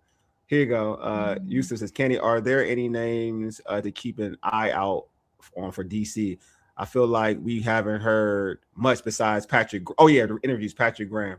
Who's going to be interviewed? I'm gonna be honest. I don't know. They being real secret. That's probably been more that ain't no probably any. It's been more secretive than anything. I mean, they're really not saying much about anything. Yeah, they're not. A lot of times when the teams I've seen in some spaces, right, where the teams are announcing like we've completed an interview with, or we've completed. The Ravens did shoot. The Ravens, Vance Joseph. They going for it, and so sometimes it just depends on if the coach's agent tells, or just whatever the process is.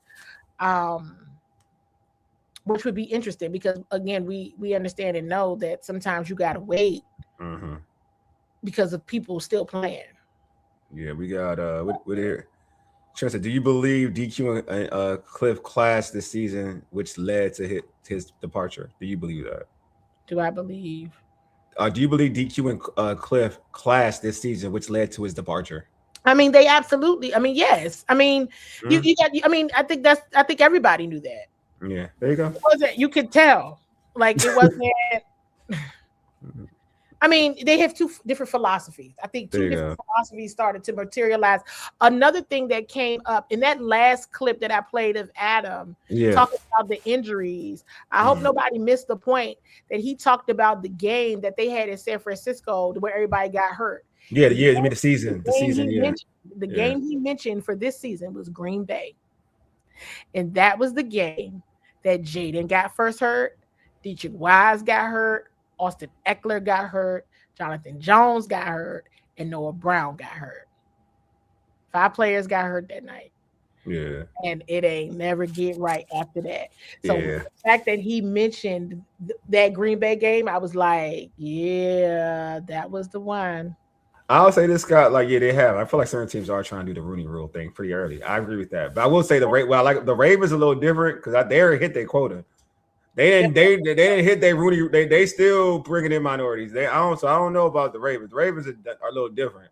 Their situation, they're just bringing everybody in. Like, I think they bringing everybody in. They're bringing everybody in. When it come to having to replace a coach that's been there for 2 decades, I think they interviewing everybody. Yeah. So like the Ravens, I think other teams are though. Don't get it twisted. I think other teams are doing the Rooney Rule quota thing. Like, they got to. Yeah, I mean, I'm not gonna real. Yeah, I kind of think like the Rooney Rule is it for coordinators? Is it only for head coaches though? Am I tripping, or is it for coordinators? It might be in general.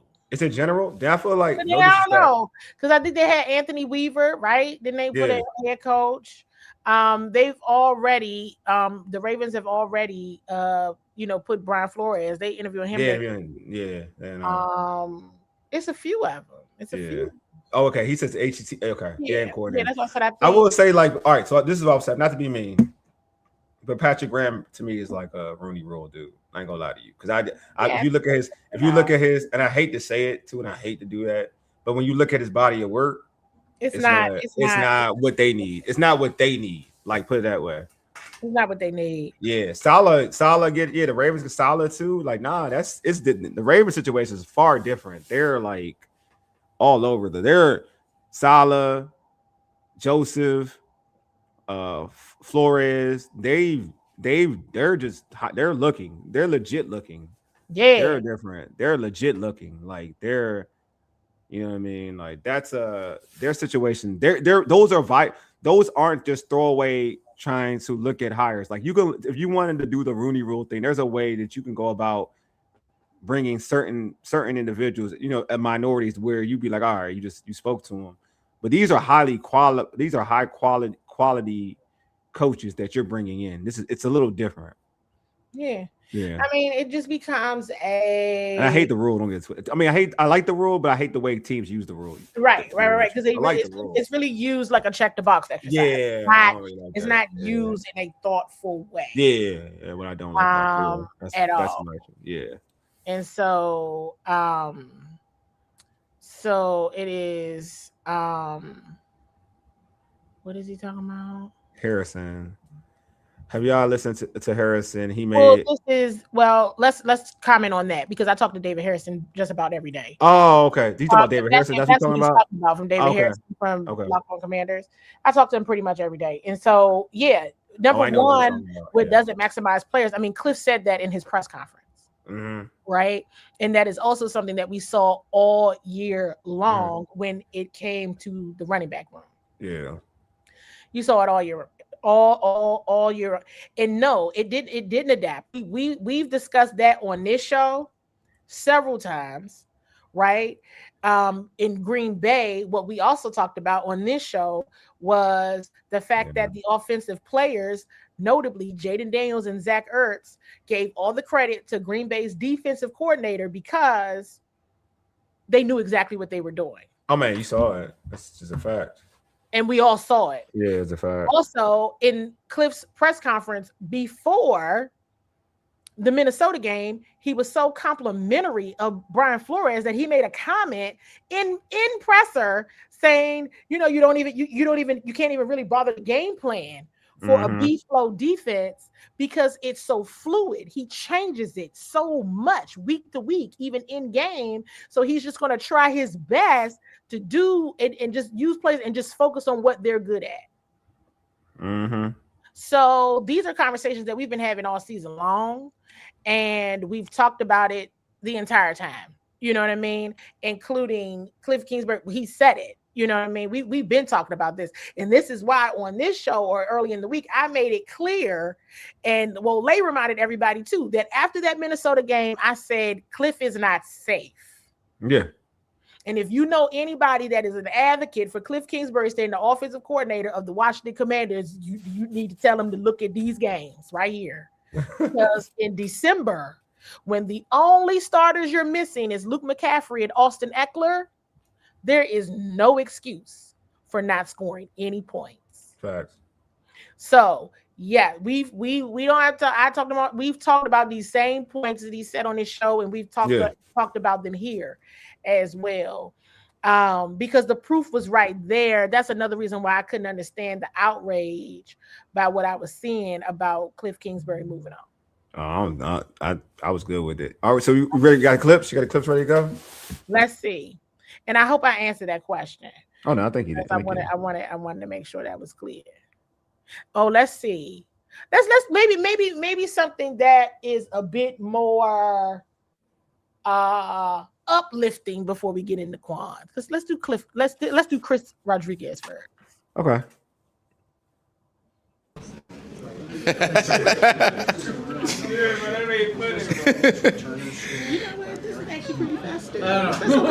Yeah. Turners just get together and catch fun. What's up? On our show, we do a segment called "What's Your One Word?" So, what's your one word for how you're feeling at the end of the season? One word, I would say bittersweet. Okay, let's talk about that. Okay, so I'll say bittersweet because obviously the season didn't go how we wanted to, not going to the playoffs. And then, the good part is we ended on a win against the Eagles. So, I feel like it's a plus, but at the same time, it's a minus. Obviously, we want to go to the playoffs and have more wins, but, it's all right. It's a little bittersweet. So, you experienced the high last year. Now this year, so what have you kind of learned about yourself and then just the team? Yeah. I feel like we're true competitors, like you said, highs and lows. This year was full of highs and lows itself, adversity. But at the same time, we're going out there competing every day, going to practice, being intentional. I feel like it was okay, but obviously there's more work to be done.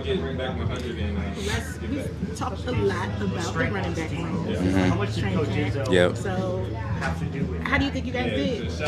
I feel like we were good. I felt like we were consistent. There were some games I feel like we could have done a little more, but it is what it is.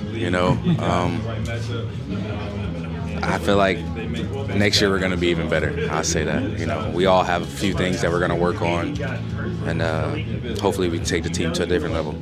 So, with that being said, what does the offseason look like for you? Hopefully you take some time off, but what does that look like? Yeah, so for me, obviously I'll take a couple weeks off, try to get my body back healthy and, just not doing much of anything for the next couple of weeks, I guess you would say. I got a trip or two planned, and then after that, training hard and having my work-ons. Well, Chris, it is really Appreciate you, Devo. Thank you, bro. always coming through. Yep, always. I appreciate it. It has definitely been a pleasure to cover you as always. Yep. And so here's to a great off season. Thank and you. Many more years to come. Thank you so much.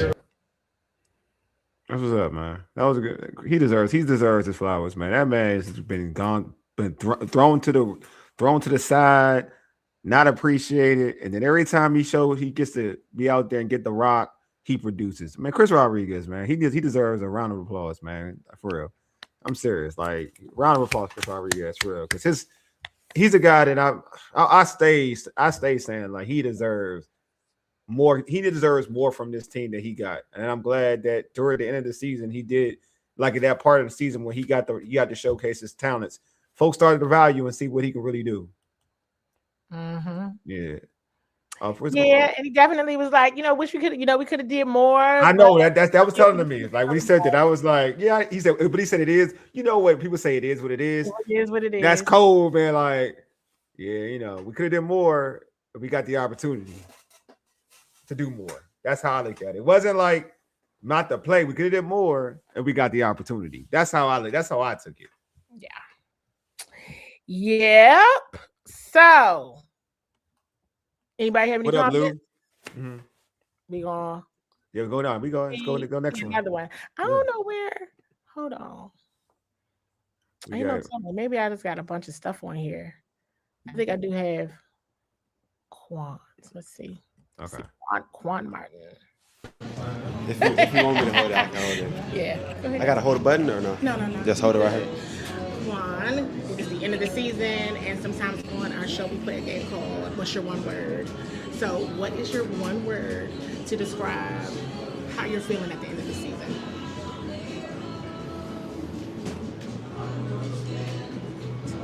One word to describe how I'm feeling. And I mean, hey, if it's more than one word, that's fine too. I don't know. That's a good question. I don't know. Maybe we'll come back to it. There's a lot that happened this season. So, I mean, just from your perspective, how do you think your season went? It was rough. I mean, a lot of ups and downs. I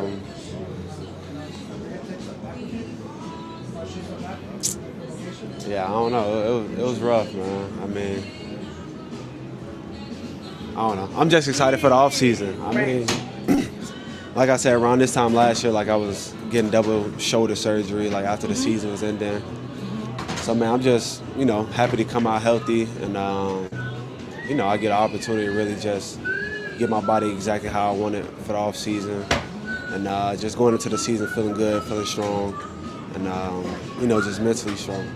Yeah, and so with that being said, just how important is that to, like you said, you came off double shoulder surgery and just being mentally strong going into the off season? How important is that for you, or just an athlete in general? Yeah, I mean, that's good, man. Just, hitting it with some confidence and just feeling good mentally, and just having the opportunity to, do the things we, are used to doing during the off season. I think it was my first time really, it's my first surgery ever.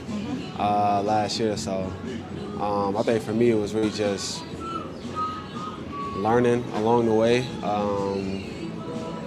But now, like I said, I'm just glad to be healthy, and I just have an opportunity to just prepare my body for the off season. During the off season, and like I said, just get it right for the season. I know we've heard a lot about the culture and the brotherhood. Mm-hmm. What can you share about head coach Dan Quinn and what he's brought in just building the culture, and then for you specifically? Man, Coach Quinn's a great dude. Just outside of like being a coach, I think he's a great person, and he checked in with me a few times throughout the year, just making sure I was doing good physically, mentally, and that's something you just don't take for granted. Well, thank you, Quan. It was always a pleasure to cover You're you. welcome. And here's to the off season and next year. All right. Yeah, oh man. It's like a man who lost some confidence. I'm not gonna lie to you. I felt, like a man who's lost a lot of confidence, which is definitely a change up from 2024. He looked like a man with a bunch of confidence, and now he couldn't find the words. Basically, it was rough. That's what he meant. It's rough. Yeah, man. I know we get on players and we don't. We talk, and so he knew we were going to be on camera. He knew, so it was like, But you can see it in his face. You can see it in his face. And I distinctly remember that this was one of the players that I was like, yo, with this staff, he's going to excel. And you saw it in 2024. You saw it. Yeah. And then I'm like, well, how much of the double shoulder surgery? Like he said, he had never been through, he hadn't had no surgery. So it's like sometimes I'm like, how much does injuries play a factor in just somebody's overall wellness? Oh no, that's a lot. But he's definitely one that it was like a 180. Yeah, and it's just the body language there. You could tell it was definitely rough. Like sometimes players can fake the funk. Yeah. I mean, Trent, I don't think we used Quan right this year. It's possible. It's possible, but it's like, but it was so similar to last. You know what I mean? Yeah, my thing was the tackling was definitely an issue. So yeah, he was not. But I don't know if that was because of the show. That could be. That's why I'm gonna hold that. But I'm not going to even discount that. But I'm gonna say like in coverage he had problems too. So that's not shoulder issue. So it was a rough year, man. You could just tell. Like to me, that's a player who lost confidence. That's what it is. That's what I will say. And he definitely had a bad moment or two in the NFC Championship game. Yeah, he did. He definitely did. He did. And but everybody did though. Everybody did though. But it's like I don't know. You know what I mean? Like it was just that was just like I'm just talking about. I'm gonna just go off of what we just saw right now. That was a man to me that lost confidence. That's what I will say. Like, and I've been high on Quan. Like everybody knows. I'm like you, Candi. I was like, he's gonna thrive in this. I was like, Quan. But watching that, that was it was hard. It was hard, and I think because we've covered Quan for a while now, and I saw it was that was different. Yeah, that was different from Quan. Yeah, you can see it, man. Like, I hope he has a great off season. I know next year is his last year on his deal, so that's how that's the hard because they were thinking about they wanted. From what rumor was they was trying to think about resigning him, like giving him a longer deal. Yes. Yeah. Now this year. This year kind of changed that. Yeah, so it's with no issue too. With no issue. Like that was the rumor, like trying to lock him down. Yeah. So now it's different now. Yeah. How do you go from making plays to not doing anything? Yeah, I don't know, man. Because it's rough. Yeah. Whole defense looked lost this year. Definitely did. But biggest enclosed on Quan yet. I agree. It was certain things though. Y'all know I always mention Quan and Frankie and Mikey. Now with Mikey, I feel like there was a reason. I think he was out of position. Mm-hmm. But like, and I think Mikey was fooling himself too. And as a guy who supports Mikey, like he could have been fooling himself a little bit too. But it was just like Quan, especially Quan might be the biggest Wole, like wow, drop off this season, like from year 1 to year 2 of this era. Yeah. that it's like. No, his drop off is tremendous. Yeah.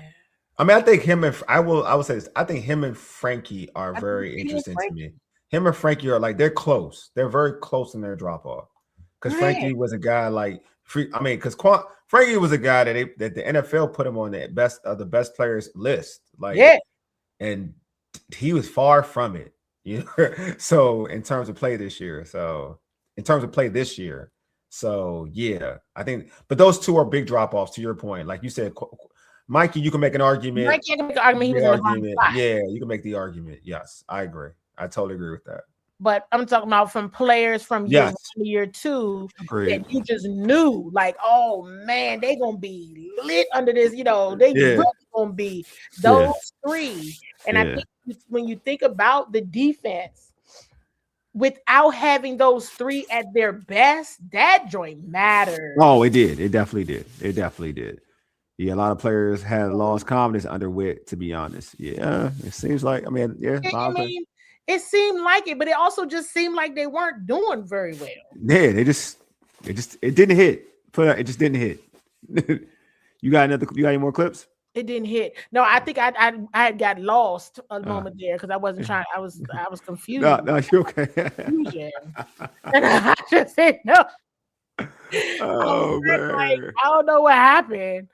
And it's a whole bunch of clips in here. Let me see. This might be Kane.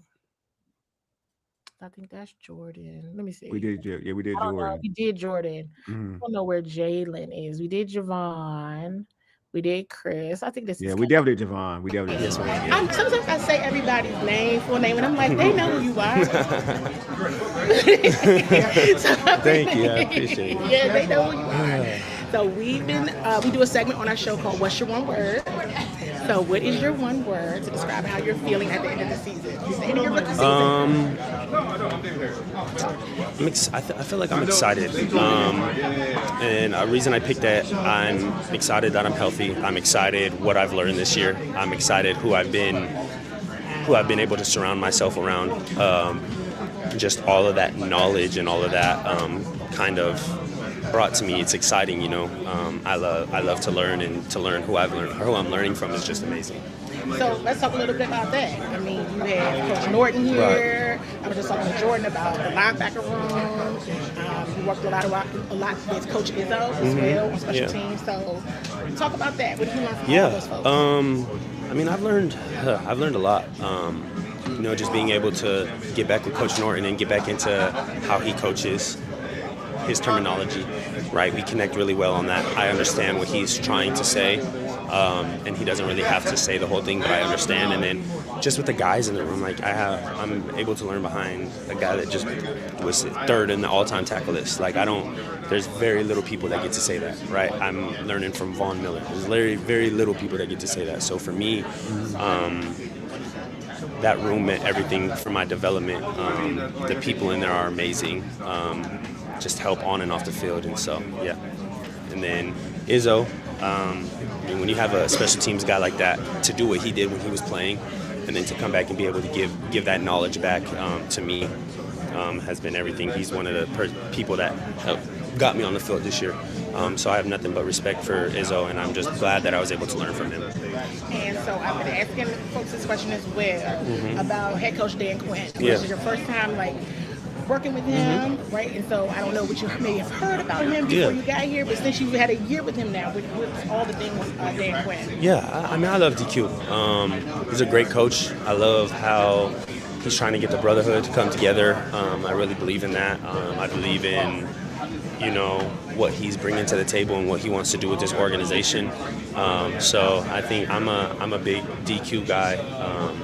I think he'll be great, you know, for us, and he understands everybody and he knows everybody, so that kind of helps out as well. Well, Kane, it has been a pleasure. Thank you. It's been a pleasure to get to know you as well. And I look forward to continuing coverage of you and all the great and wonderful things that you're doing. Thank you so much. I appreciate it. Okay. I like that. He's a good kid. Look, man, you know what? You about to have me change my mind about Kane Madrid. I just like the way he talks about like vets. I don't know. I don't know. Now I'm like, I'm gonna have you loving everybody. Don't stick with me, Wole. Stick with me. You're look, gonna have to be. You're gonna be critical, but yeah. stick with me. I kind of like his temperament. Relationships I build, and they all Yeah. right. I like his temperament. I ain't gonna lie to you, because it's just like it's a kid who's trying to soak up knowledge. Man, you know what? For sure. I mean, right now you a special teamer. I hope you become bigger. I hope he becomes bigger than that. Like the way he talked about, like he's right, because that's a real smart way of looking at it. I'm in a room with a guy who's third in all time in tackles. I'm in a room with with Von Miller. Like, how can I not learn?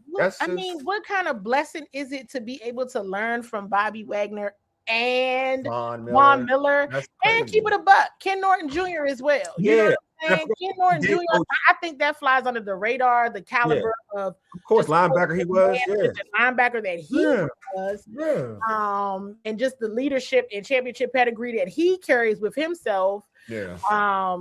And people don't have that. I mean, even in the league, they don't have that, you know. So for Kane to be able to articulate that with that question was dope. No, I love it. Definitely dope.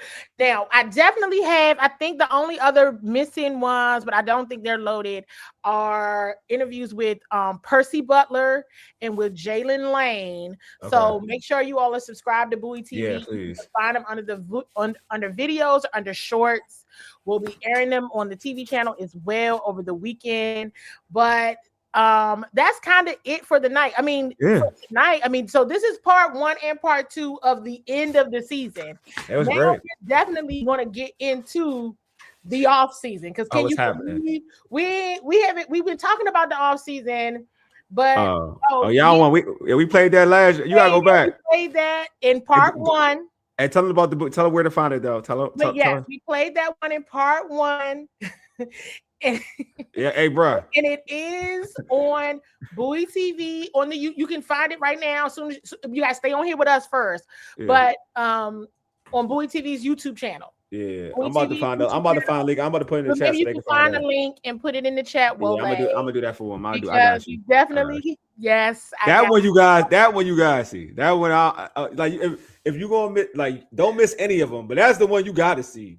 Like, Kinlaw is like, man, he is a national treasure. Say that way. He a local. He a DMV treasure. That's all I ain't gonna put national. He a DMV treasure. Like gosh. That man is what? Yes. What? That man. That's all I'm gonna say. That was probably so intrigued. That was awesome. He was awesome. I got it right here. You know what? I found it. He got the shades on. Look. Got it. I'm copying this. Yes, I'm copying that. Hey, here you go. I got you. Mandarin Nation. Mandarin's Nation. I got you. It's in the copy and paste it for yourself. Copy and paste it. Copy and paste it. There you go. You're welcome. You've been blessed. Yes, you're welcome.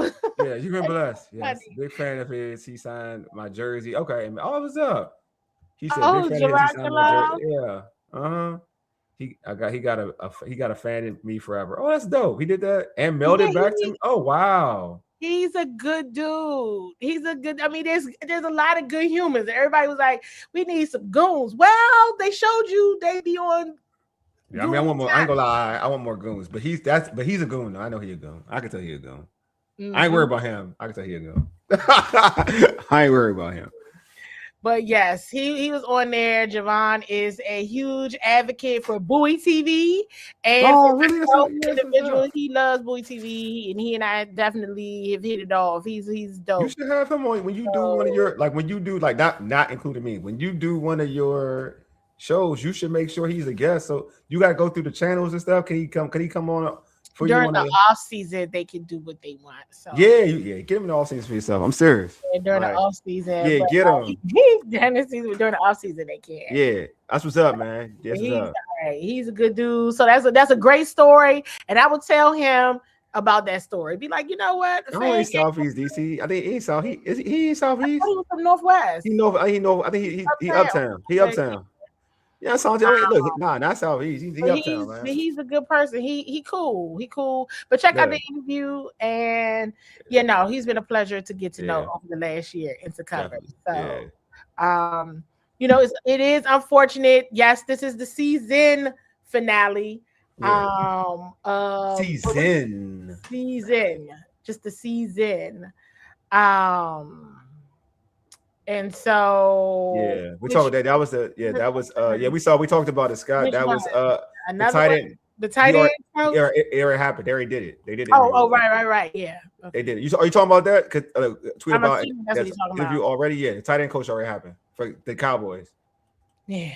I think he's a minority too. I think he's a minority too. Actually, I think he is. I think he's a minority too. Okay, wasn't on then. Yeah. I got you, Scott. Yeah, no, this has been this season didn't turn out the way we wanted it to, way anybody wanted it to. But guess what? We all got to experience it together, and I hope you all have enjoyed your time watching with us all season long. Now, it's not like we're going anywhere. We're going nowhere. We got some shows. The off-season coverage, and we're just going to keep doing shows to talk about more coach hirings and firings and the coaching carousel and what that means for the Commanders. Very soon, I'll be getting into just schedule stuff, not because the schedule is out, because we know the schedule doesn't come out until May. Yeah. But just really taking a look at opponents and what the opponents are doing, what they're up to, who they're hiring, who they're signing. This is going to be big. And we're going to have updates all throughout the off season. Sometimes I take off. I be gone for like a month. Well, last year I was working the whole month of January. Oh yeah. Last year. You got draft season. So now I'm just going to be. You probably going to be on clock because they're going to be waiting because you got openings now. I'm going to be on the clock. This is important. This is important. Yeah. Especially with another thing that I thought was interesting that Adam Peters said, and I think I'll leave y'all with this before we roll, is some of the guys that got injured that they're going to get back. And I was like, well, who's he talking about? Other than Jaden? Oh, it's not Jaden. That's it, right? I mean, Armstrong. I'm trying. Okay. So like Dorrance. Dorrance. Okay. Because Wise got Wise was on 1 year deal, right? Was Wise a 1 year deal, right? They'll bring him back. You think so? For sure. Okay. I mean, he's cheap anyway. I mean, not to be right. I would think, but okay. Dorrance, I'll bring Vaughn back before I bring. No, I'll bring Vaughn back before I bring Javonte. I'm just thinking about when he said injured. Oh yes, Javonte, definitely. Maybe those three. Yeah, I can't think of anybody else that impacted. That was injured. That can impact the team. Oh, maybe like Tyler Biotic. I mean, Sam. He got in the end of the year though, right? He got hurt again. I don't know. No, I think it's definitely the players you just referred to. No wide receiver that was hurt. Zach. Luke. Maybe he's talking about Luke McCaffrey. I mean, he can talk about you, Luke McCaffrey. He can talk about. Maybe he could. No, he can talk about it because I know he's cool with the family, so he can talk about. I'm not counting Luke for him. I'm not counting Luke McCaffrey. Good, solid player though. Solid player, not a player that's going to change the game in life, but he's a solid player. He's a contributor. That's why he's a great contributor. Because he's not talking about. Well, all right. Let me. Okay. Amos, Trey Amos, definitely. Well, Trey, right, for sure. That's a good one, Trey. Trey definitely. Trey definitely changes. Trey definitely. Game day Trey. Don't forget, if you start calling him Game Day Trey, I wanted to, Game Day Trey. Yeah, you'll know that you got it from me. Game Day Trey. Because I told him he treats every day like it's game day. Because I called him Game Day Trey. Trey was like that, man. He when he was drafted, I was like mad. He was just no fear. I remember when he picked Debo off. Debo was like, Debo turned around so fast. Where he come from? Yeah, he was really good. I like Will. I mean, I wanted Will Johnson from Michigan, but everybody knows I'm biased. And Will Johnson was just like that. But I was like, when we got Trey Amos, I was like, okay, I see how he is good. So I'm not even mad at it. He's good. He's really good. So he's really, really I mean, he ain't better than Will Johnson, but he's really good though. Like he's really good though. So where's Will Johnson name? Arizona. He killed it too. He had a vicious grade. He was like a top rookie when he was healthy, and he got hurt. And I was about to say, I think he one of the people who got hurt. Yeah, but it's crazy because there's so many good players on not good teams. as a whole. It's crazy how things. Yeah, it's just But everybody can't be a winner. Everybody can't be a winner. No, man, everybody can't. Yeah, Baptiste. Yeah, we talked about Baptiste. She said, Baptiste. Yeah, I talked about Javante. Yeah. Javante. Okay. Yeah, Baptiste is definitely going. Yeah, I think he's a player that can definitely help this team. Touchdown, Luke. See them with Santiago. We're not going to do that. And I know. I was just going down the list. No. But he know why he did it. He did that for me. We ain't gonna do that. We ain't gonna do that with Luke. Luke did all right. Luke was all right though. You guys all right. No, I say all right. I ain't say he bad. I just said he ain't. Look, when we talk about players that can change the outcome of a game, Luke is he is a contributor. He's not like the guys that you mentioned can literally help. Like Trey Amos can help Washington win games. Like that's an impact. You know what I mean? Like, shoot, we talked about, you mentioned who earlier? Trey, Jaden. Those guys, like, they help you win games. Jaden, that's it. Yeah, they help you win games. Like that's a change. Period. You know what I'm saying? Like, shoot, Armstrong helps you win games. He was on a record. He was on a sack a game record. Like at pace.